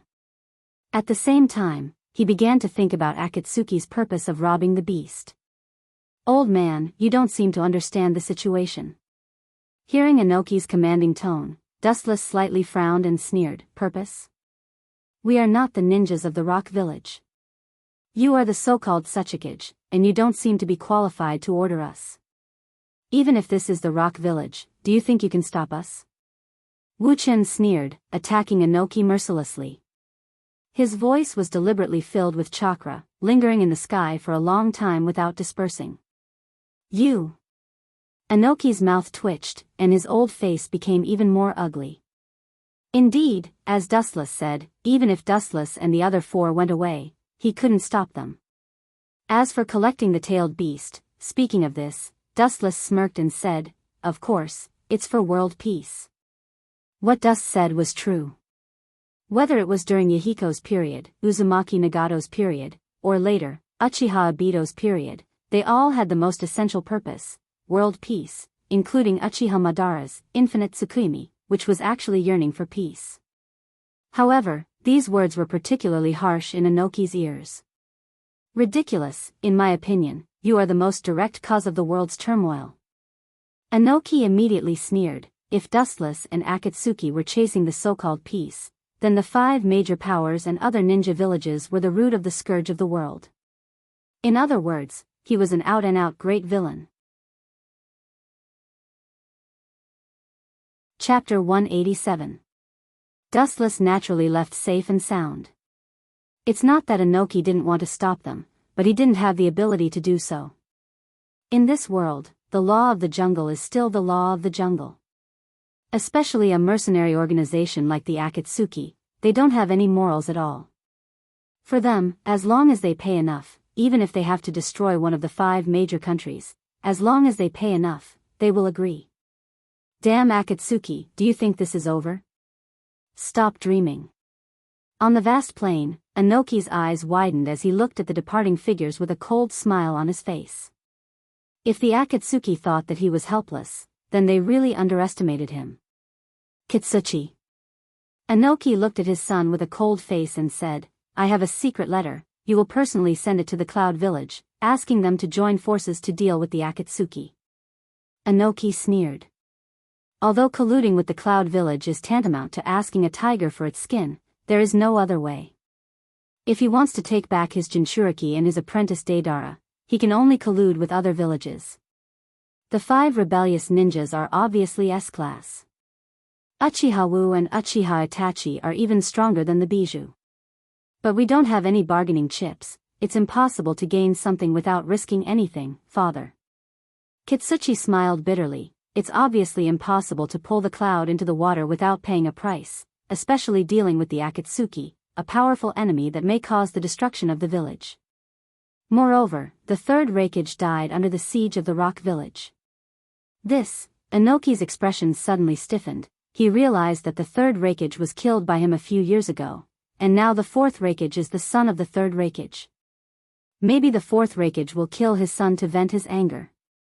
Although under the absolute benefits, the grievances between the 2 sides can disappear, and they can cooperate tacitly, but there is a saying that the hatred of killing one's father is irreconcilable, and it's not easy to let go.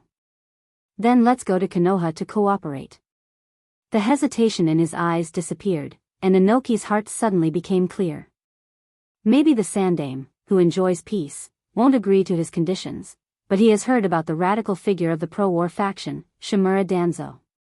This is a good idea. Uchiha Itachi and Uchiha Dustless are the traitors of Konoha. Asking them to deal with the Akatsuki is not impossible. Kitsuchi's eyes lit up, and he agreed with Inoki's proposal. The only thing he was worried about was that Sandame, who was addicted to peace, would definitely refuse this proposal. But Sarutobi won't agree. His hot-blooded heart has been obliterated. It's impossible for him to agree to this absurd proposal. After thinking about it for a while, Kitsuchi said in a deep voice. The Sandame was a stubborn old man, and he would never push Konoha into a war. Although Shimura Danzo was in control of Root, which was not inferior to the Umbu, the Kyuubi's sudden ride a few days ago destroyed Root's base. Don't worry, Kitsuchi, just tell Shimura Danzo the news. Waving his hand, Inoki said with great confidence. Shimura Danzo was the most insidious and cunning person in Konoha. As long as he told him about the alliance to deal with the Akatsuki, he wouldn't care about anything else. If he really wants to form an alliance, even if he doesn't have the manpower, he will create manpower. As for the specifics, it's Shimura Danzo's business. As long as he has the heart, it doesn't matter whether he has the manpower or not. That night, Inoki sent people to Konoha overnight and got in touch with Shimura Danzo. Unsurprisingly, when he mentioned that Uchiha Dustless was also in the Akatsuki, the old man did indeed agree to work with the rock village. However, what made Inoki speechless was that although Shimura Danzo agreed to deal with the Akatsuki, he didn't give a specific time. He just said, let's talk about it later, which made Inoki vomit blood.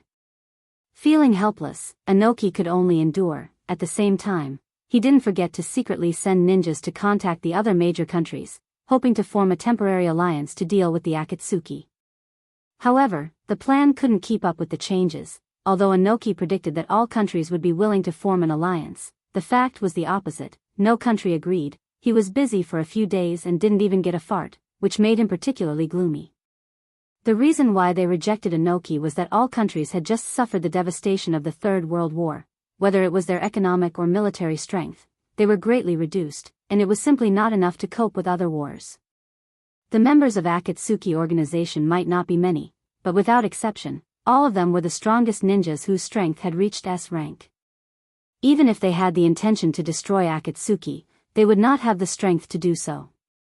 In addition, the ninjas of the four major countries also had doubts and scruples about the rock-hidden village. Inoki was famous in the world for his foresight. Maybe the rock-hidden village dug a hole for them to jump in. After knowing what happened, Inoki beat his chest and stomped his feet. He secretly cursed the ninjas of the four major countries for being idiots. They don't know what is righteous, and they don't have a long-term vision. The threat of the Akatsuki is far greater than the ordinary ninja village. These organizations are composed of ninjas, like sharks in the deep sea. Their motives are unknown. From the current situation, they are coming for the tailed beasts, and any village with tailed beasts may be the target of their attack. Although he was unhappy, Inoki couldn't do anything. In fact, the situation of the rock-hidden village was not much better, and dealing with the Akatsuki was just a matter of words. To Inoki's relief, Shimura Danzo's position was firm, and all the countries began to pay attention to this organization lurking in the dark world, and began to inquire about all the information about the Akatsuki. At this moment, inside the Akatsuki, it was a different scene. All the members gathered again. The only difference is that this gathering was different from the past. It was filled with an unprecedented smell of gunpowder. The atmosphere was particularly tense. Chapter 188. Deidara was holding countless clay spiders in his hand. His expression and meaning were quite real. These small spiders made of explosive clay were vivid and lifelike, giving people a feeling as if they were living things. If placed in the 3D world of Dustless's previous life, then Deidara could be said to be a top-notch art master. However, in the eyes of Akatsuki, these little things were really annoying and funny, especially Sasori, who was about to form a team with Deidara. He directly flew into a rage, wishing he could slap Deidara flying. "This is my art. Can you country bumpkins who haven't seen the world understand?" Looking at the small clay spiders in his hand complacently, and looking at the speechless Akatsuki people, Deidara's eyes shone, and he explained in a loud voice, "The so-called art, bullshit art."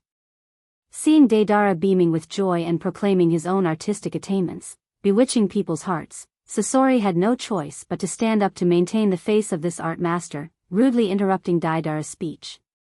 True art is the pursuit of eternal beauty. The splendor of an instant has no actual name, just like a flash in the pan, meaningless. Even if it blooms the most beautiful afterglow in an instant, after all, it is not worth mentioning in the long river of time. Only eternal beauty is an eternal immortal existence. Sasori of the red sand educated Deidara like an old man. His eloquence flowed like a torrent, and that voice full of magic seemed to be able to penetrate the soul of human, scaring all the elders of Akatsuki organization. It seems very profound. Kisame tried his best to make an appearance of understanding, but his face was full of doubt betrayed him. Although he was very good at thinking, but this kind of artistic point of view, he really didn't understand. Especially that expression of, "I, your father, understand your meaning very well," made Dustless unable to restrain himself from laughing. Sasori explained each and every word, and at the same time didn't forget to ferociously glare at Deidara. Originally, he was the #1 art master of Akatsuki organization, but as a result, this brat Deidara began to bewitch people, proclaiming his instant art. How could Sasori not be angry? Eternal art is art? That's nonsense. Deidara looked at Sasori with disdain. He turned a deaf ear to Sasori's ferocious gaze. His voice was exceptionally loud and resounded throughout the sky. The art of instant beauty is far superior to the so-called eternal beauty. The reason why you pursue the art of eternity is because of the fear that living beings have when facing the river of time. When the things around you leave you, you will feel endless loneliness in your heart. At the same time, you will have the mentality of pursuing eternity. Deadale shook his head and looked at Sasori with a hopeless look. He said contemptuously, "A mere mortal who can't even get rid of the secular heart dares to talk about what art is. Ridiculous." Deadale was like a dazzling star. His sharp eyes shone brightly as he gazed at the faces of the members of Akatsuki organization. In an instant, he felt that these people were the most important audience in his life. Deidara swore in his heart that he would use his lifetime understanding of art to show off these eyesores in front of him who did not know what art was. So-called art shouldn't pursue eternal existence. Only the most dazzling splendor of a lifetime can be released in the afterglow of an instant. This is the ultimate path of art. Art, stop the nonsense of a bastard, only eternity. Seeing this scene, Dustless didn't know whether to laugh or cry. He was speechless as he looked at the two masters of art arguing with each other about the true meaning of art. He was particularly tangled. He subconsciously looked around. The expressions of the members of Akatsuki organization were quite different. The two zombie combination of Haydn and Kakuzu were obviously fooled. No matter whose art it was, they would nod and feel that it was reasonable. As for Pain, he still had a face of everything under the sun. Dustless actually knew that the one who didn't understand the most was this kid who liked to solve everything by force. What's the news about the other tailed beasts? Absolutely. Glancing at Deadale and Sasori, who were still arguing with each other, Pain was too lazy to talk nonsense. It was good to let this new combination that was about to be born communicate with each other. Hearing this, Zetsu first glanced at Dustless vaguely. After seeing that the latter's expression was normal, he said, "Kyubi is still in Konoha for the time being. The specific whereabouts of Hachibi are unknown. The Nanabai Jinchuriki is still in Waterfall Village. The Nibi Jinchuriki is still in Cloud Village. The Ichibi Jinchuriki is a kid named Gara. As for the other beasts, they are in a wild state." Zetsu naturally knew that the Hachibi was captured by Dustless. Now that Dustless didn't mean to hand over the Hachibi, he was too lazy to talk nonsense. He believed that when the day comes, Dustless will take out the bijou. In fact, the Hachibi was subdued by Dustless many years ago and became his summoned beast. Only Zetsu and Madara knew about it. The Akatsuki currently has only two tailed beasts, the Yanbi and the Gobi that were previously captured. As for the Kyubi-Zen attribute chakra, it has been pulled out from the Geto Mazo by Obito. According to him, this is to prevent Uzumaki Nagato from using the Kyubi's power. For the time being, capture the other tailed beasts in a wild state. As for those Jinchuriki, let them live for a few more years. After pondering for a while, Pain said in a deep voice. Samsara's eyes flashed with a dangerous cold light, with monstrous killing intent. Inoki, this little old man, dared to announce the news of the Akatsuki to the world, which also greatly limited their actions. Although they couldn't directly attack the Akatsuki due to the Third World War, the recovery ability of these superpowers is extremely fast. I am afraid that it won't take long for them to completely recover their strength. At that time, there is no need to think about it. They will definitely not let the Akatsuki go easily. Only when these ferocious tigers are licking their blood and healing their wounds, they can capture other wild beasts as soon as possible. As for the Jinchuriki of the Shinobi village, there is no need to provoke them for the time being. All the Jinchuriki are the focus of protection. If they are so unscrupulous, it will inevitably arouse the backlash of these superpowers. At that time, when everyone is in danger, they may really form a special alliance against the Akatsuki.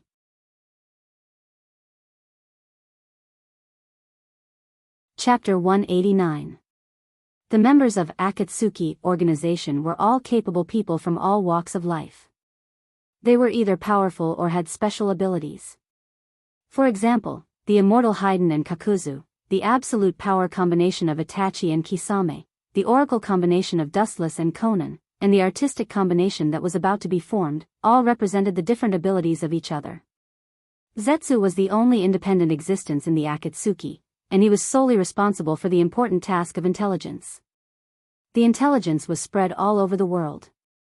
Now that he said that the whereabouts of the Hachibi were unknown, How could Pain turn a deaf ear to it? He looked at Zetsu with doubt. The Hachibi is indeed untraceable. I have almost searched all over the world, but I couldn't find the Hachibi. Zetsu smiled bitterly, and his appearance was extremely realistic. He didn't look like he was lying. At the same time, he couldn't help but curse Dustless for not handing over the Hachibi. Especially Black Zetsu, he was really afraid that Pain would use the ability of Rinnegan to search his memory. Either the Hachibi has been killed, or, the silent Uchiha Itachi opened his mouth, and his clear eyes revealed the light of wisdom as he said in a deep voice, "It has been captured and turned into a special existence similar to a psychic beast." Itachi hit the nail on the head and immediately pointed out the problem. It is indeed possible. Pain heard this and nodded. The bijou was very powerful for the world, and chakra was almost infinite. It had the absolute strength to destroy the world and was almost invincible in the world. It was an existence that couldn't be resisted, but it also varied from person to person. Not to mention the Hachibi, even the Kyubi would only have a dead end. Therefore, it sounded a bit shocking that the Hachibi was killed or captured by someone. After carefully thinking about it, it wasn't impossible. After all, there were many strong people in the world. Don't worry about the Hachibi for the time being, let's deal with the other bijou first. Waving his hand, Pain no longer worried about this issue. He wasn't the kind of person who liked to waste time. Instead of thinking about this kind of unanswered question, it was better to do something meaningful. The current wild bijou is the Rokubi who betrayed the mist not long ago. After the fall of Yagura, the Sanbai is also wild, and the Nanabai of the waterfall village. Speaking of this, Zetsu's voice hesitated. A few years ago, Obito used his Sharingan to control Yagura and carried out a bloody massacre. After that, he was overthrown by the ninjas led by Terumi Mei. Yagura was also killed, and Sanbai was naturally in a wild state. Leave waterfall village's Jinchuriki to me and Haiden. I know that Jinchuriki. Kakuzu's oily green eyes flashed with ruthless radiance. He suddenly recalled that little girl of the past, and the hesitation in his eyes was quickly replaced by determination. Ever since he joined Akatsuki, the last bit of benevolence in his heart was thoroughly obliterated. It's not difficult to see that Kakuzu has bet everything on Akatsuki, and everything in the past has disappeared. Even if the Nanabai's Jinchuriki girl has a good relationship with him, Kakuzu swore that he won't let her go easily. The reason is that he gave everything to Waterfall Village, but Waterfall Village trampled on his contribution and made it worthless. Everyone has countless stories behind them. The sharp-eyed Dustless naturally saw Kakuzu's old face, and he couldn't help but sigh in his heart. Everyone in the Akatsuki organization has countless sorrows and unbearable pasts, and Uchiha Madara is no exception. Leave the Rokubi to me and Itachi. I know the hiding place of that monster, and I'm familiar with the Mist Village. I also know Yugao's Jinchuriki. Kisame said in a deep voice. He didn't have a good impression of the Mist Village. Let alone catching a bijou, even if they asked him to plot against his former teammate, he wouldn't hesitate to raise his butcher's knife. No problem. Itachi's deep and clear eyes opened as he said faintly. He didn't care that the opponent was a bijou. They had absolute confidence in taking down the so-called bijou. Especially Itachi and Kisame. The former was both intelligent and brave, and the latter was also a brave existence. Even if they were besieged by the mist, they could leave safely. As for the remaining Sanbai, Pain looked at Dustless and Conan. Obviously, he wanted to give this task to them. The art group in the distance was obviously still in a quarrel. It was definitely unrealistic to give this task to them, and Deidara was still very young. He didn't have the ability to catch the Sanbai. Leave it to me. Xiao Nan took a step forward, completely ignoring whether Wu Chen agreed or not. She took it for granted and was unusually decisive. She completely and simply ignored Wu Chen's existence. No problem. Glancing at the indifferent Conan, Dustless was too lazy to argue with her. At the same time, he began to calculate in his heart. In a few years, Uzumaki Naruto and Uchiha Sasuke will graduate from the Ninja Academy. From then on, it will directly open the curtain of the era. 3 days later, in the mist village of the Land of Water. Staring at the giant village shrouded in mist in the distance, Dustless's heart was inevitably agitated, and he couldn't help but recall the enchanting girl from a few years ago. Now that he hasn't seen her for a few years, Terumi May has become a Mizukage, and this woman is quite capable. She took care of the mist village in an orderly manner. It can be said that the village recovered the fastest after the 3 wars. It's really unpredictable. Let's go, Conan. After a few sighs, Dustless began to walk to the hiding place of the sandbai provided by Zetsu. At the same time, the cold light in his eyes gathered more and more. As Zetsu said, the current sandbai was just in a pure wild state, and no one cared about its existence. As long as he used the power of the Sharingan to bind it, there would be no problem. The only difference was that the original sandbai was defeated by Deidara and Sasori, but now it's Conan and Dustless's turn to tame it in advance.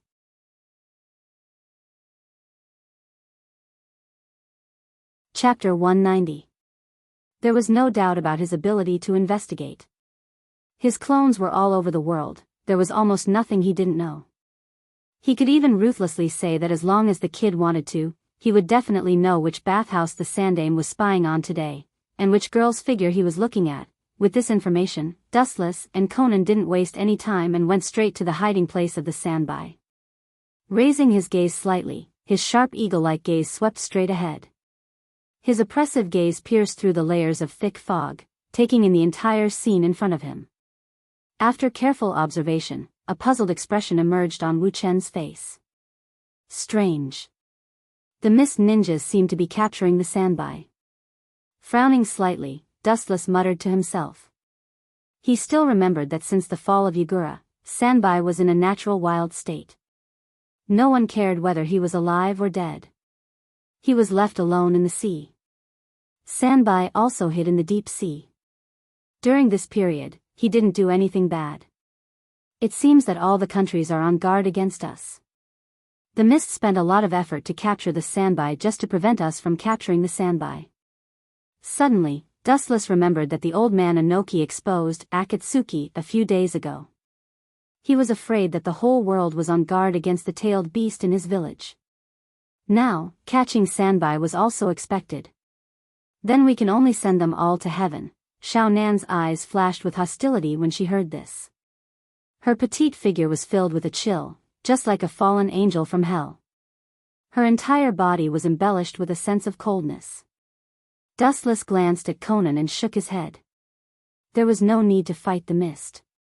Especially with the current situation, he wasn't sure if May could seal the sandbai, especially since there was no suitable Jinchuriki. A Jinchuriki wasn't something that could be pulled in casually. Gradually approaching the deep sea where the sandbai lived, a large number of mist ninjas gathered here. Everyone's sight was focused on the tall May. Although the distance between Dustless and May was quite far, his dynamic vision was excellent. He could still see the enchanting figure. I haven't seen you for a few years, but you're getting prettier. His eyes swept over May's body, but his expression was as calm as water. His family's tigress, Otsutsuki Haruo, wasn't worse than May. The former was as cold as an iceberg and belonged to the arrogant type. May had a seductive personality. They were two completely opposite existences. Dustless was also purely admiring. His heart had settled down for several years.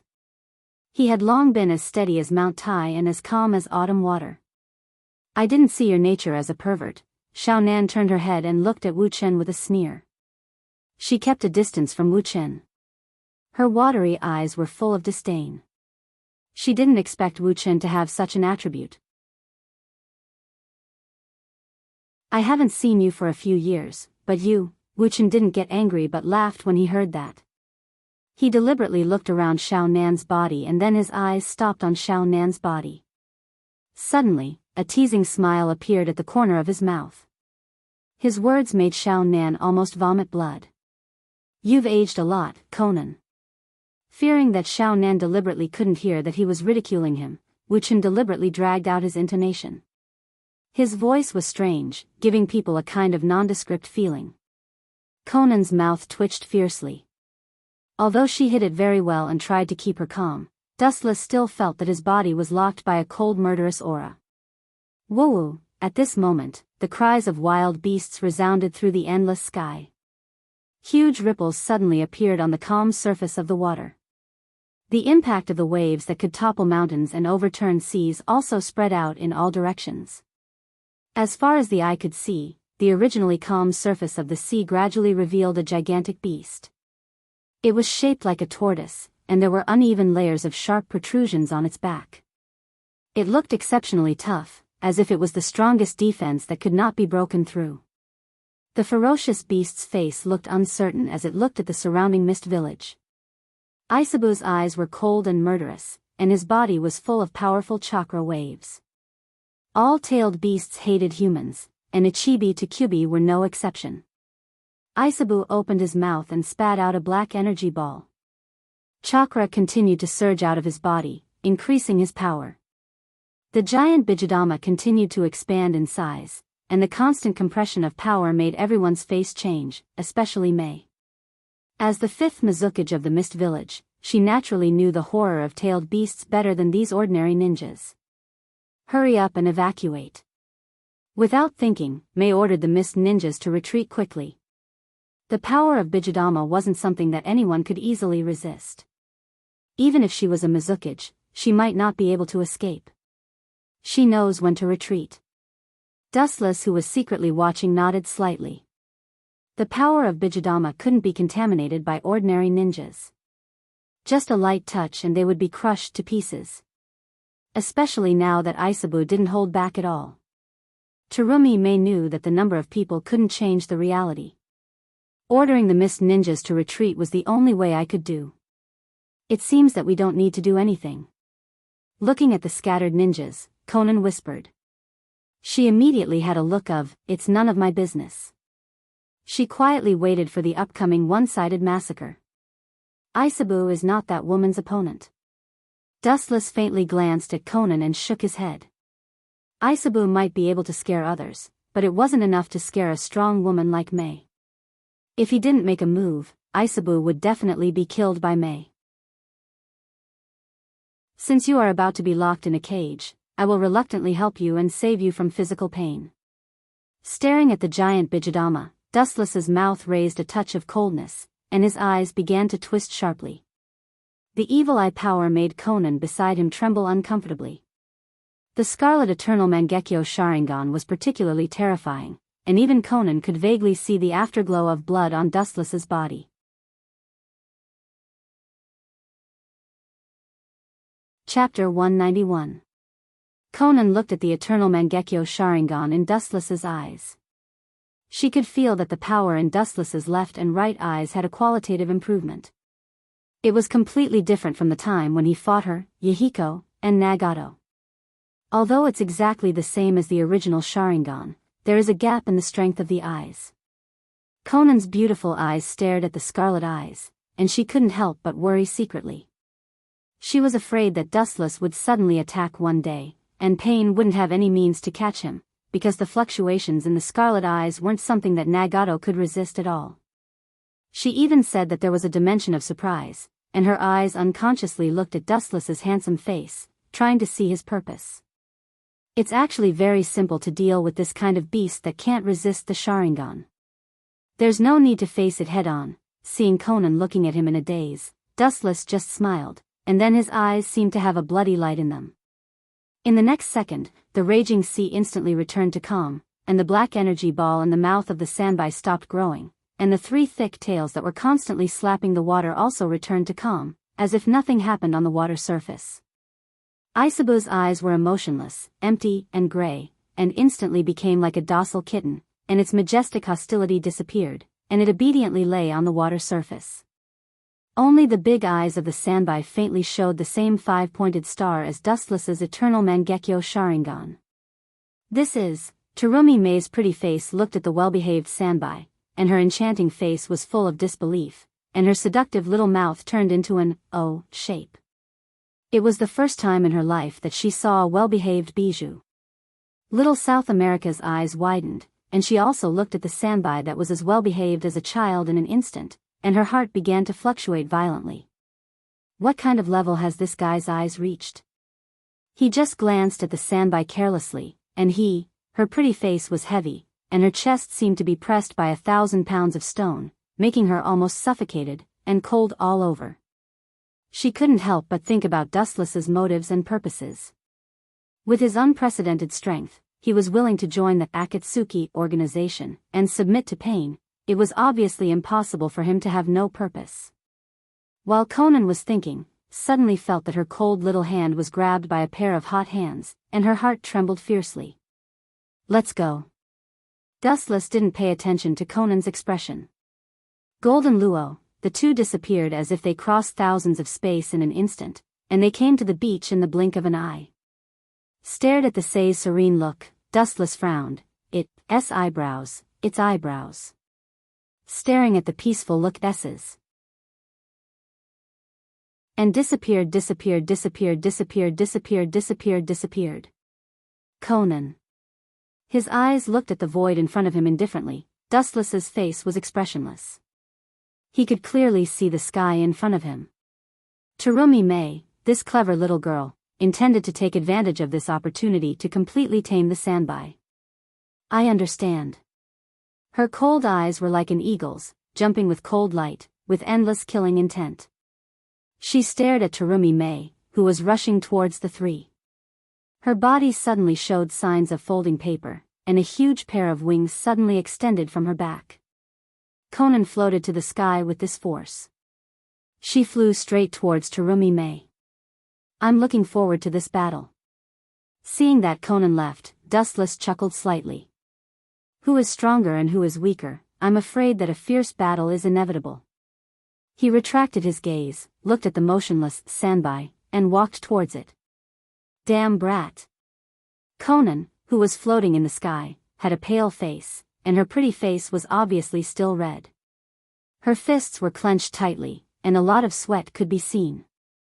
Compared with her usual dignified and indifferent appearance, the difference was particularly big. Xiao Nan didn't have time to react to Wu Chen's sneak attack just now. When she came back to her senses, it was already too late. She had already been brought to the beach not far from Sandbai by that abnormal speed. This allowed Dustless to take advantage of her. In fact, Dustless didn't have any other thoughts in his mind. He simply wanted to complete the task quickly. He instinctively grabbed Conan's soft hand. As for the feeling of ecstasy, he didn't savor it. You used to be a part of the Jubi, but now you're really fragile. Looking at the sandby in front of him who was controlled by him, Dustless shook his head. He was not optimistic about these bijou. The bijou in the eyes of normal people, for some people, such as Uchiha Madara and Hashirama, they were just small pets that could be easily pinched. Boom. Boom. Boom, an ear-piercing roar suddenly sounded. He looked up and saw a huge mushroom cloud rising in the distant sky. The dark smoke was hanging in the sky. The impact of the explosion set off a huge wave toward Wu Chen and Sanbai. The strong hurricane blew his clothes. These two girls aren't easy to deal with. Looking at the two beautiful figures who had already fought in the distance, Dustless looked at them with interest. At the same time, he looked at the monstrous wave that was attacking them. He was sure that Conan did this deliberately. Her vengeful heart is really strong. Dustless looked at the wave that was more than 10 meters high coming toward him and the sandby without fear. He shook his head slightly, and his left eye suddenly turned into Rinnegan, and a majestic repulsion spread out. Super Shinra Tensei. Boom. Boom. Boom, with Dustless and the sandby as the center, the sea suddenly sank, and an irresistible wave swallowed the sea within a few kilometers. Everything that touched this repulsion disappeared with the wind. The wave that was more than 10 meters high before was also flattened and disappeared. The cloudy sky suddenly became clear. With Rinnegan, Dustless could be said to have interpreted the power to the limit.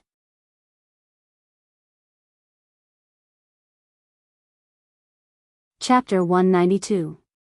The detonation talisman fell into the sea, causing countless chain reactions. It was like the end of the world. In an instant, the entire sea was detonated. The entire sky turned fiery red, and the fire burned dozens of meters high. Boom, boom, boom, the sea was shrouded in explosions for a few minutes. The deafening roar roared unscrupulously in the sky. Everyone, including Dustless, was shocked. The power condensed by thousands of detonation talismans was something no one could understand. Did she really kill Terumi Mei? Looking at the scene of the battle in the distance, Dustless took a deep breath. Looking at the scale of the explosion, even if Terumi Mei was really killed by Conan, Dustless would still be suspicious. There was no one on the quiet sea, only Conan in the sky. Buzz, buzz, buzz, the surface of the sea under his feet suddenly trembled, and a vast ripple appeared. Feeling the strangeness in the depths of the river, Dustless's eyes subconsciously looked underwater.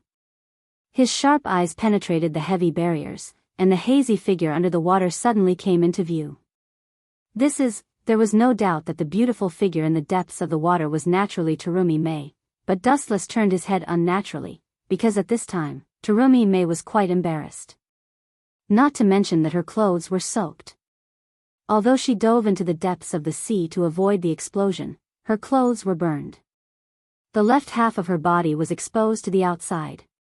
The snow-white skin made people's heart flutter, and the clothes in front of her were also burned away.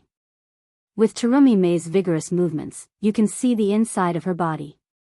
Conan didn't do this on purpose, right? The corner of his mouth twitched fiercely. Dustless didn't know whether to laugh or cry. It was no wonder that Dustless thought so. The exposed parts of Terumi Mei's body belonged to the most mysterious type. It was not an exaggeration to say that it was intentional. Bang, bang, bang, suddenly, several thick water pillars shot out from the calm sea surface, piercing towards Xiao Nan in the sky like sharp barbs. The tips of the water droplets froze into ice, seeming as if they were going to poke holes in Xiao Nan's body. It could be seen that in the previous battle, Terumi Mei's heart was also filled with anger, especially when the private parts of her body were exposed. How could she not be angry? However, she didn't know that Dustless was secretly observing her. Otherwise, Terumi Mei would have gone completely berserk. Child's play, this kind of move can't shake me. Xiao Nan looked coldly at the water droplet that was charging at her. Her lips were filled with coldness. She casually waved her hand, and countless explosive talismans fell from her body. She controlled the timing perfectly. The moment the huge water droplet was about to pierce through Xiao Nan, it exploded with a bang. Bang, bang, bang, tens of water columns were instantly blasted into pieces. The water splashed in the air and fell back to the ground. The sparkling water droplets reflected Xiao Nan's dark shadow like mirrors. Xiao Nan was shocked, and she looked at the black shadow reflected by the water droplets with an ugly face. Worthy of being the fifth Mizukage. She hid herself in the water column in advance to avoid the impact of the explosive talismans and looked for a powerful opportunity to sneak attack, Xiao Nan thought secretly. Although she was surprised by Terumi Mei's combat awareness and skills, she was still able to deal with Terumi Mei. Her body was like a broken mirror, and countless folds appeared again. Obviously, Xiao Nan had realized the existence of Terumi Mei behind her. Want to escape? It's not that easy. Terumi Mei's mouth raised a cold smile, and her gem-like pupils emitted a sharp cold light. Her thin red lips gently opened, and a clay-colored mist was spat out. Lava release, melting monster technique. The sand-colored solution instantly wrapped Xiao Nan, and the unknown solution was rapidly sticky and corrosive, eroding Xiao Nan's body. It seems to be an unknown Kekii Genkai, and its power is so good. Her pupils suddenly shrank, and Xiao Nan looked at the explosive talismans wrapped around her body slowly melting away. Her chakra soared to the limit, and she escaped from the sand-colored clay layer at the fastest speed in her life. At the same time, she detonated the explosive talismans all over her body. Boom, boom, boom, an endless amount of fire suddenly rose from the inside of the sand-colored clay ball. The blazing fire spread out along with the endless waves of air. The corrosive liquid that was wrapped around the ball was pushed to the sides. Only then did Xiao Nan escape from it safely. Sure enough, I can't be careless. Xiao Nan's eyebrows slightly wrinkled, and the murderous intent on her face gushed out like a tide. Xiao Nan looked at the proud Terumi Mei, and her eyes were even colder. Although she escaped from the layers of lava release at the critical moment, Conan was not unscathed. At the very least, she was like Terumi Mei now. It's fair this way, Terumi Mei looked at Xiao Nan with a smile. The latter's clothes were also eroded by lava release. Xiao Nan was similar to her before, and her skin was exposed to the sun. Of course, there was also dustless. I won't let you go, Xiao Nan said with a gloomy expression. A cold aura emerged between her brows, trying to drive away the unnaturalness on her face. After all, Wu Chen was watching this scene with relish in the distance. It's really a rare scene in 100 years. It seems that my Tensigan's insight ability can finally come in handy. Although the location of the battle was a few kilometers away, Dustless could still clearly perceive that Conan and Terumi Mei were almost in a state of undress. At the moment, he exerted the insight ability of Tensigan to the limit. The situation of Xiao Nan and Terumi Mei was naturally in his eyes. The corner of his mouth raised a strange smile. It was also fun to watch the fight between the two heaven's favored children.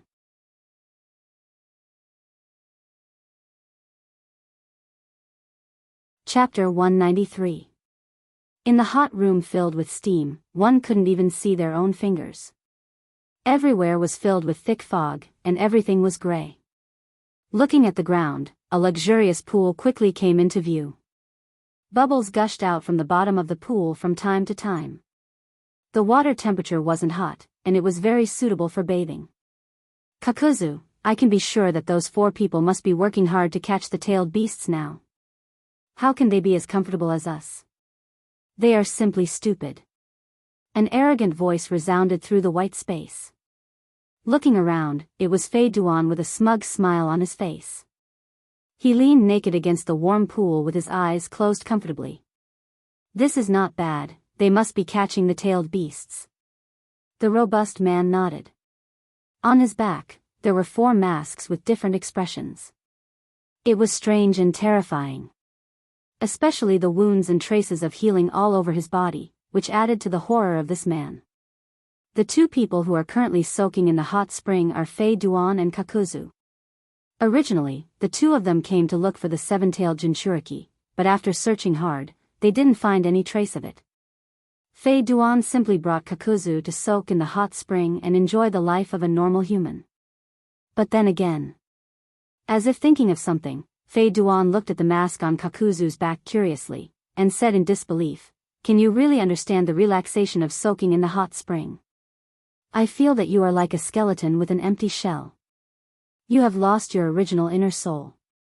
Looking at Kakuzu, who was hollowed out, Fei Duan seemed to be surprised that Kakuzu was still alive. His hands patted the mask on Kakuzu's back uncontrollably, and his face was full of curiosity. "I have indeed lost my soul, and I am living like a walking corpse." Slightly glancing at Fei Duan, he looked like a curious baby.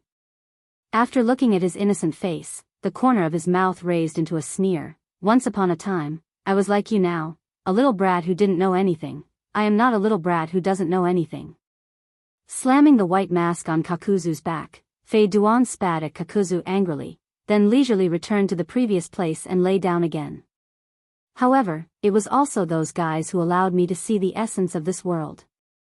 From a certain perspective, if it weren't for them pushing me into the dark hell, it's not impossible for me to have died long ago. I have to thank them for being able to live until now." As if thinking of the past, Kakuzu said to himself with mixed feelings. Even Fei Duan, who didn't understand anything, felt the same and fell silent. The Akatsuki organization was a gathering of elites from all over the world, but it was also the embodiment of tragedy. Behind each and every one of them, there was a bitter and unbearable past. Time passed unknowingly, and in the blink of an eye, half an hour had passed. "Phone, I think she's here." The dejected Kakuzu suddenly opened his eyes. His oily green eyes squinted slightly. The light that shot out from his eyes was chilling. Even though Kakuzu's voice was very calm, and from his tone, it seemed like he knew that brat called Maple before. Everyone could hear the ruthless killing intent in his voice. Obviously, Kakuzu wanted to completely cut off the grievances and entanglements of the past this time. Fei Duan also opened his eyes when he heard the words and began to quickly put on his clothes. The Nanabai Jinchuriki has been searching for a long time.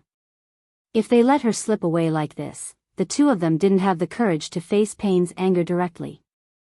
After just a few seconds, the two ran out of the hot spring. After looking at the figures in front of them, Fei Duan and Kakuzu looked at each other and exchanged glances. Combined with the information of the Akatsuki, it should be her. Fei Duan stared at the little girl in front of him with interest, and several ninjas around her, and after careful observation, he was very serious and affirmed. Kakuzu nodded. After looking around, he frowned slightly, and then muttered, "There are too many people here, so it's not convenient to do it. Let's follow her for the time being, and wait for a place where there are fewer people to kill her." Fei Duan shrugged, indicating that he had no problem. The cool evening breeze of the night came from afar, and it was particularly comfortable and cool in the hot summer. In the empty woods, the dark red bonfire was obvious, and the smell of barbecue filled the air. "This is your last dinner." Two figures stood in the depths of the dark forest, staring at the several figures in the distance. Kakuzu muttered to himself, especially the girl with short blue hair and pale skin.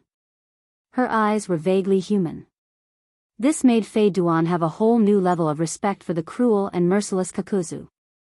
He didn't expect that this old guy still had the legendary humanity. The blue-haired girl was called Maple, and she was a ninja of the Waterfall Village. She was also the current Jinchuriki of the Nanabai. "Fei Duan, later you go over and sneak attack them. Remember to take off Akatsuki's uniform, don't let them recognize us as accomplices. Lure away those insignificant brats, only leave Maple in place." After pondering for a long time, Kakuzu said inexplicably, but his tone was unprecedentedly firm and unquestionable. "Isn't it enough to kill them directly?" Fei Dan looked at Kakuzu in confusion. His tone immediately turned gloomy and his face turned cold. He looked at Kakuzu and said sarcastically, "Kakuzu, don't tell me that it's because of that ridiculous sympathy in your heart that you're planning to let that little girl's 7 tails go. Sympathy? Bullshit, after so many years, you still don't understand me, Fei Duan." Glancing at Fei Duan, Kakuzu sneered again and then looked at the Waterfall Village ninjas who were singing and dancing around the bonfire, and his eyes were filled with monstrous hostility and beast-like madness. He smiled and said, "You are too stupid, Fei Duan, you still can't see my purpose, it's really disappointing. Don't you think it's interesting to be killed by the person you trusted the most in the past?"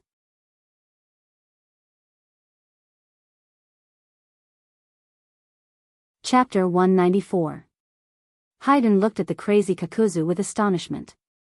He didn't expect Kakuzu to have such a vicious idea. This kind of insidious killing method can no longer be described as vicious, it's simply insane.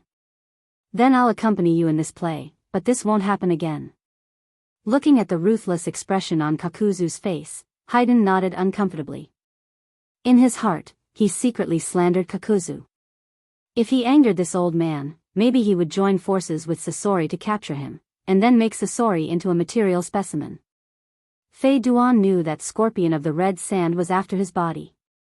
After saying that, Haydn took off his black trench coat of the Akatsuki, revealing his strong physique. His whole body had indescribable curves.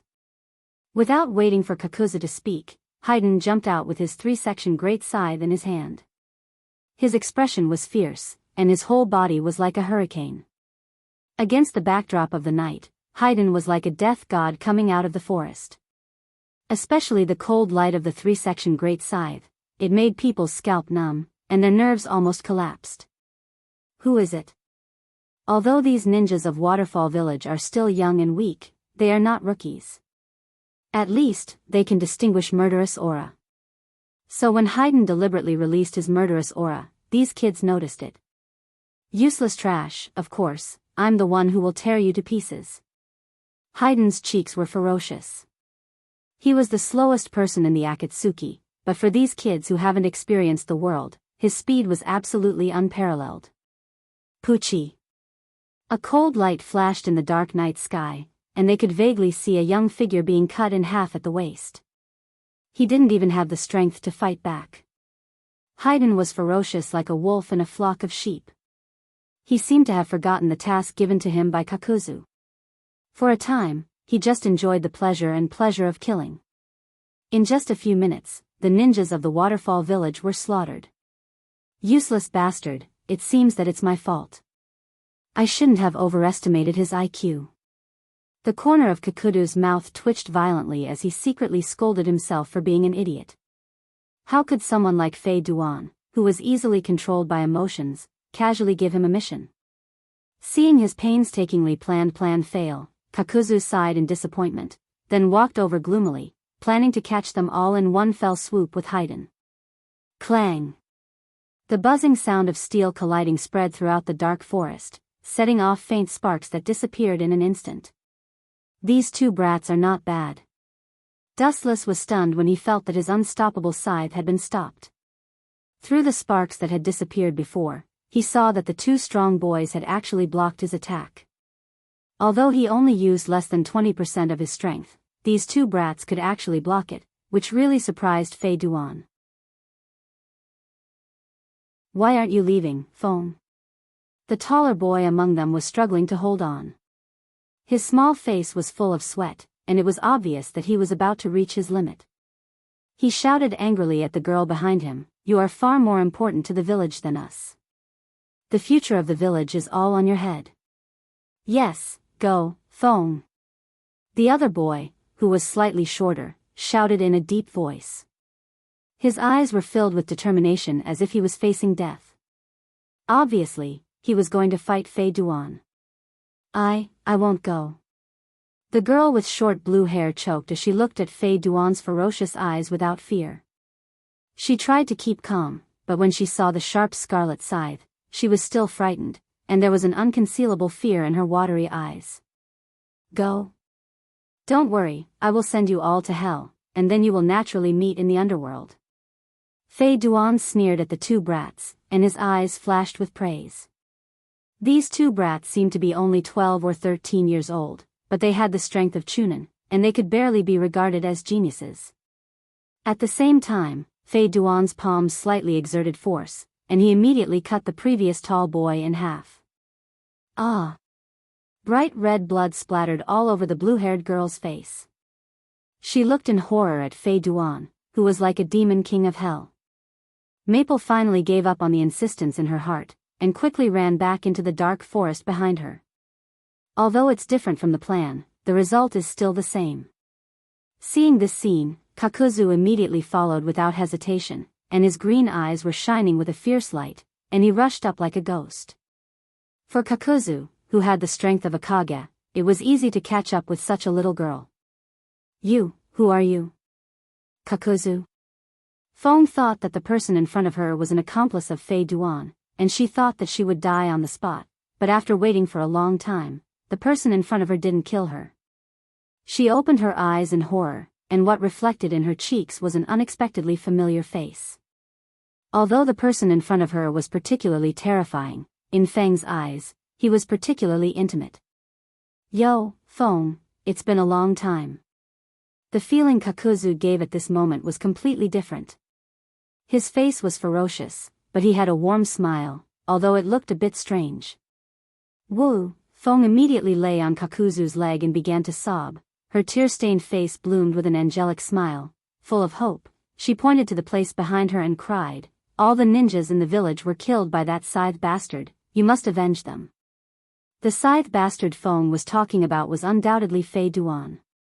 "Of course, no problem, I will definitely kill that scythe bastard and avenge your friends." With a smile on his face, Kakuzu promised, and at the same time, he took Feng's little hand and walked to the place where the battle took place. However, as if she couldn't wait, Feng left Kakuzu behind and ran alone to the place where the battle took place. If you want to hate that you were born in an ugly village like the waterfall village. Goodbye, Feng. With a cold smile on his face, Kakuzu took the opportunity to throw the black kunai in his hand straight toward the little girl's abdomen.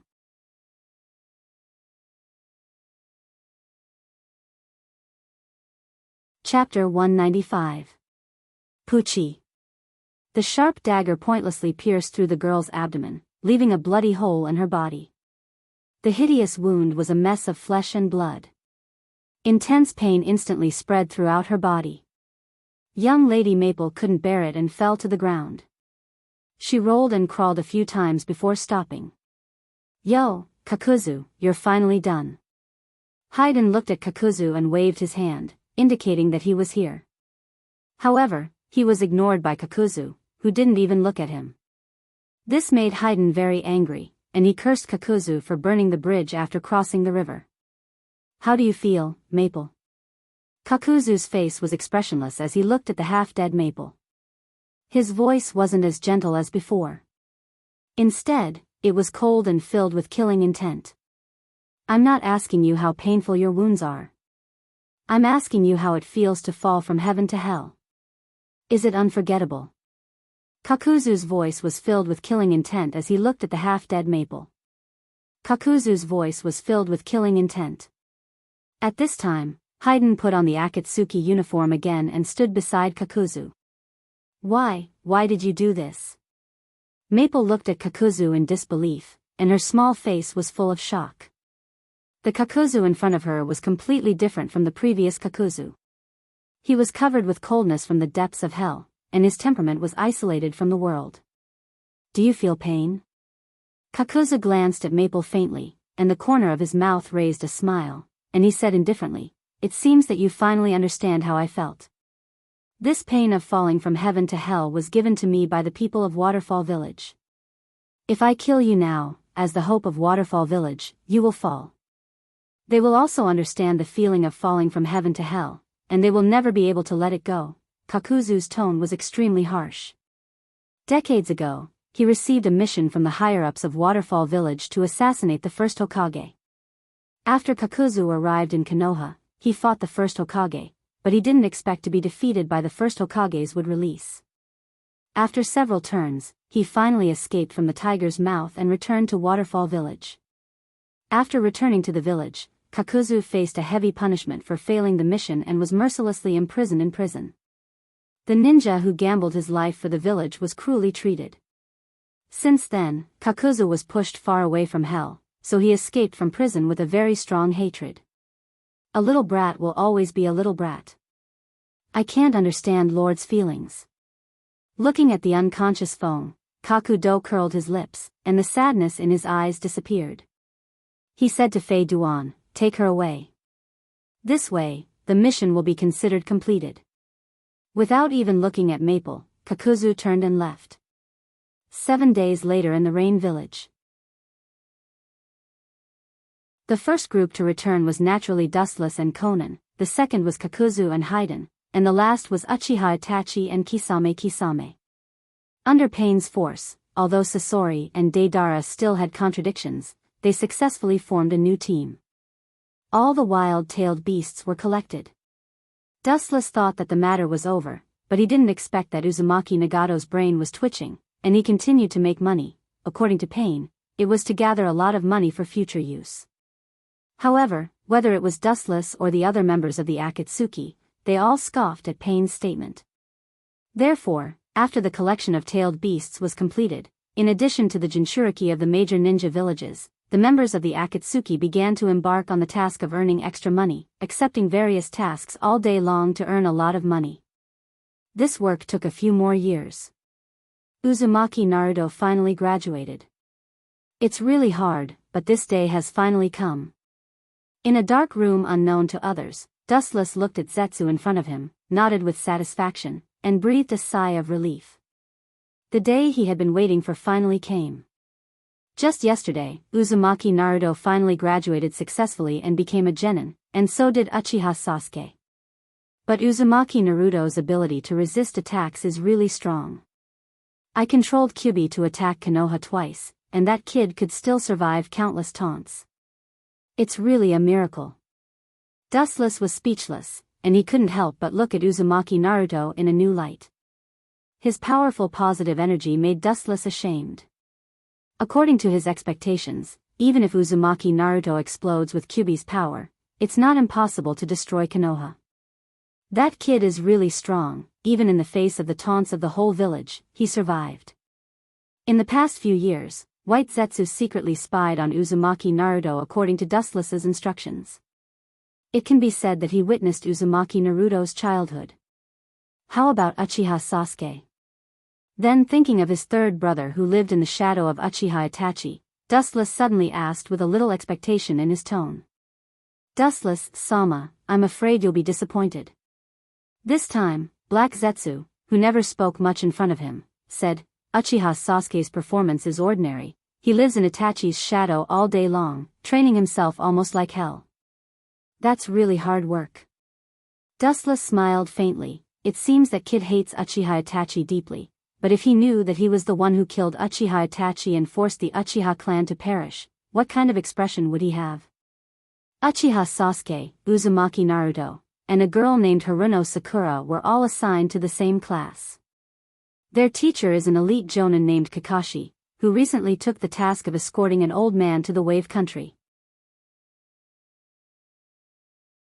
White Zetsu reported truthfully. He didn't dare to hide anything, and continued, also, recently, the leader of Konoha's root division, Shimura Danzo, has frequently contacted Orochimaru, the sand-hidden village, and other villages. The specific purpose is unknown. Don't mind the clown. Dustless waved his hand, indicating that there is no need to worry about this kind of trivial matter. He just smiled casually. It's unrealistic for a floater to shake the world.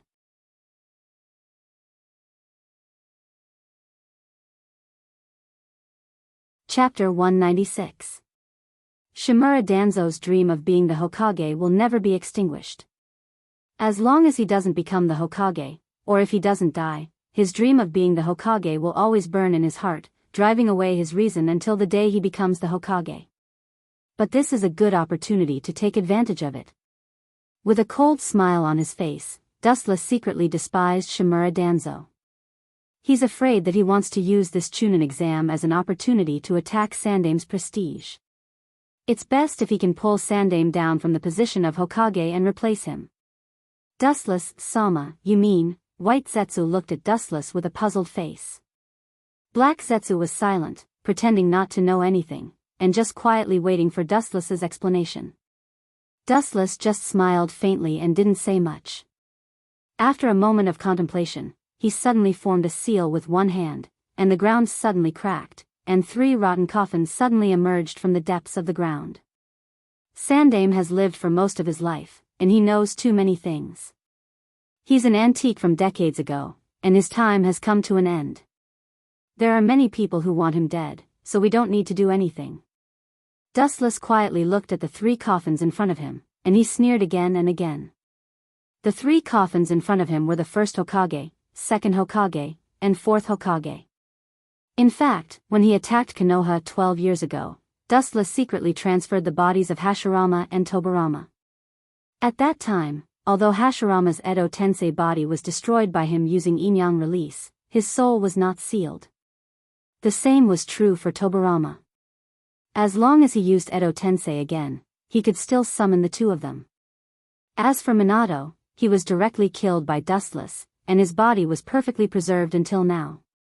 Is it possible that Dustless-sama means to give Orochimaru the bodies of the Hokage? Black Zetsu immediately understood Dustless's meaning. Orochimaru's grievances with Sandame are known to the world.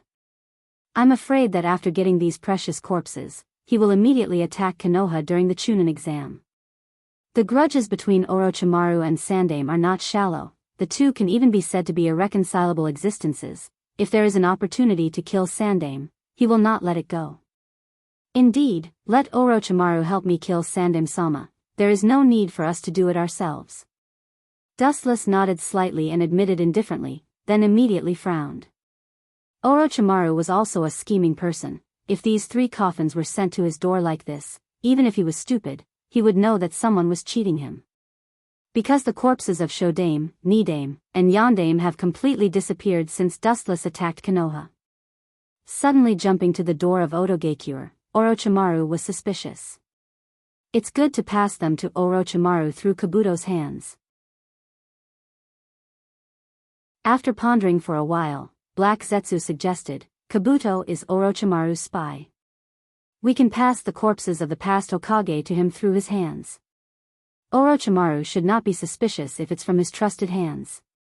This is a good idea, it's worth a try. Dustless nodded. Orochimaru really trusted Kabuto and regarded him as his right-hand man. It's better to give the corpses of the past Hokage to Orochimaru than Dustless himself. Put all the corpses of the past Hokage in Danzo's root, with the corner of his mouth raised in disdain, Wuchen sneered. In this way, the origin of the corpses can be clearly explained. Orochimaru knew Shimura Danzo's way of doing things, and he knew that Shimura Danzo was the one who secretly hid the corpses of Hokage and used them to secretly study forbidden jutsu. Orochimaru is eager for the abilities of Shodame and Nidame, who are deified by the world. Now with the help of Minato's corpse, I think he will completely tear apart Konoha's face. He can't wait to implement his plan of destruction. Shimura Danzo is also trying to be clever, and in the end, he only benefited Tsunade. Dustless said. Orochimaru's attack on Konoha was not worried at all. Instead, it was Shimura Danzo who led the wolf into the house. The so-called Chunin exam was nothing more than a blow to Sandame's prestige.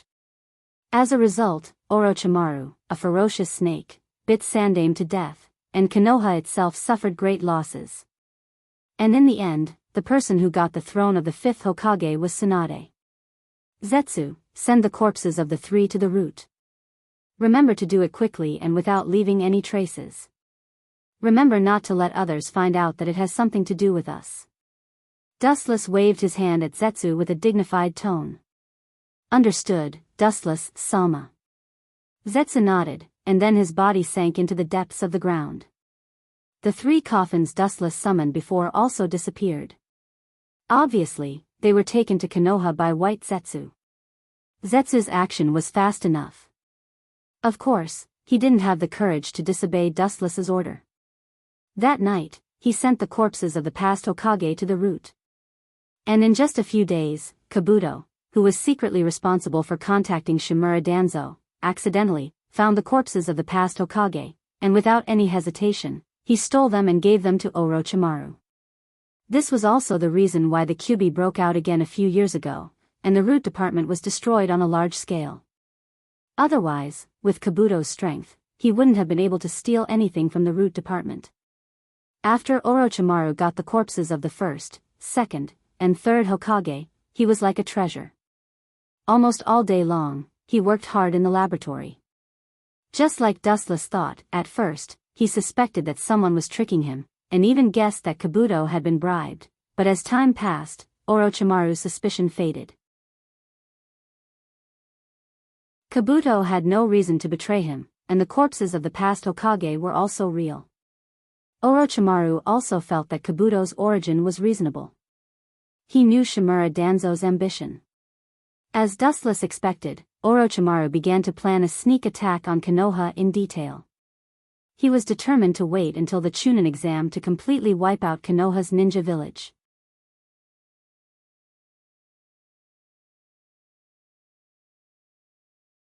Chapter 197.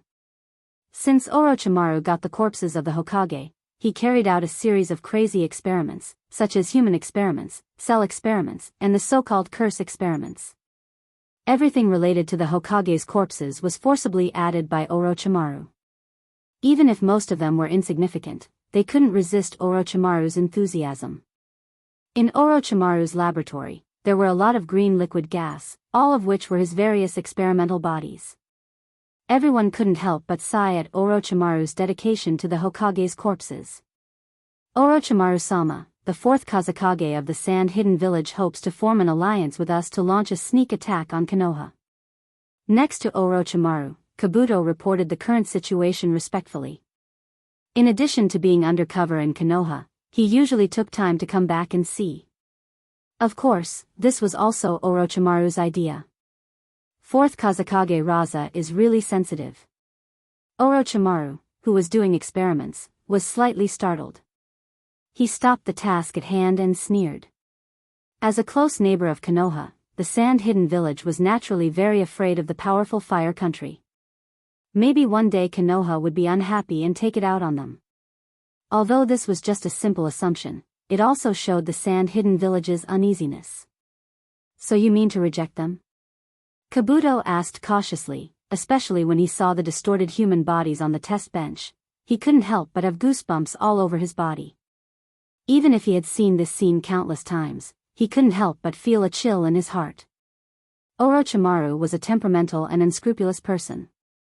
Maybe one day he would be the one lying there. Orochimaru just glanced at Kabuto's unnatural expression and said disdainfully, "The fourth Kazekage overestimated the power of the sand-hidden village, and underestimated the strength of Odogekure." Without obtaining the corpses of the previous Hokage, Orochimaru did intend to form an alliance with the Sand Village, but now that he has obtained the corpses of the 3 Hokages, he can use the Edo Tensei to resurrect them, so forming an alliance with the Sand Village is meaningless. Refuse? Orochimaru glanced at Kabuto and said cruelly, "Why should I refuse? Isn't this a once-in-a-lifetime opportunity to kill the 4th Kazekage? At that time, I will replace the 4th Kazekage and mix into Konoha. Sarutobi-sensei will die in my hands. Don't you think it's a blessing? Masters should feel gratified to see their disciples surpass themselves." Orochimaru's pale face was full of killing intent, and he said with an extremely cold smile.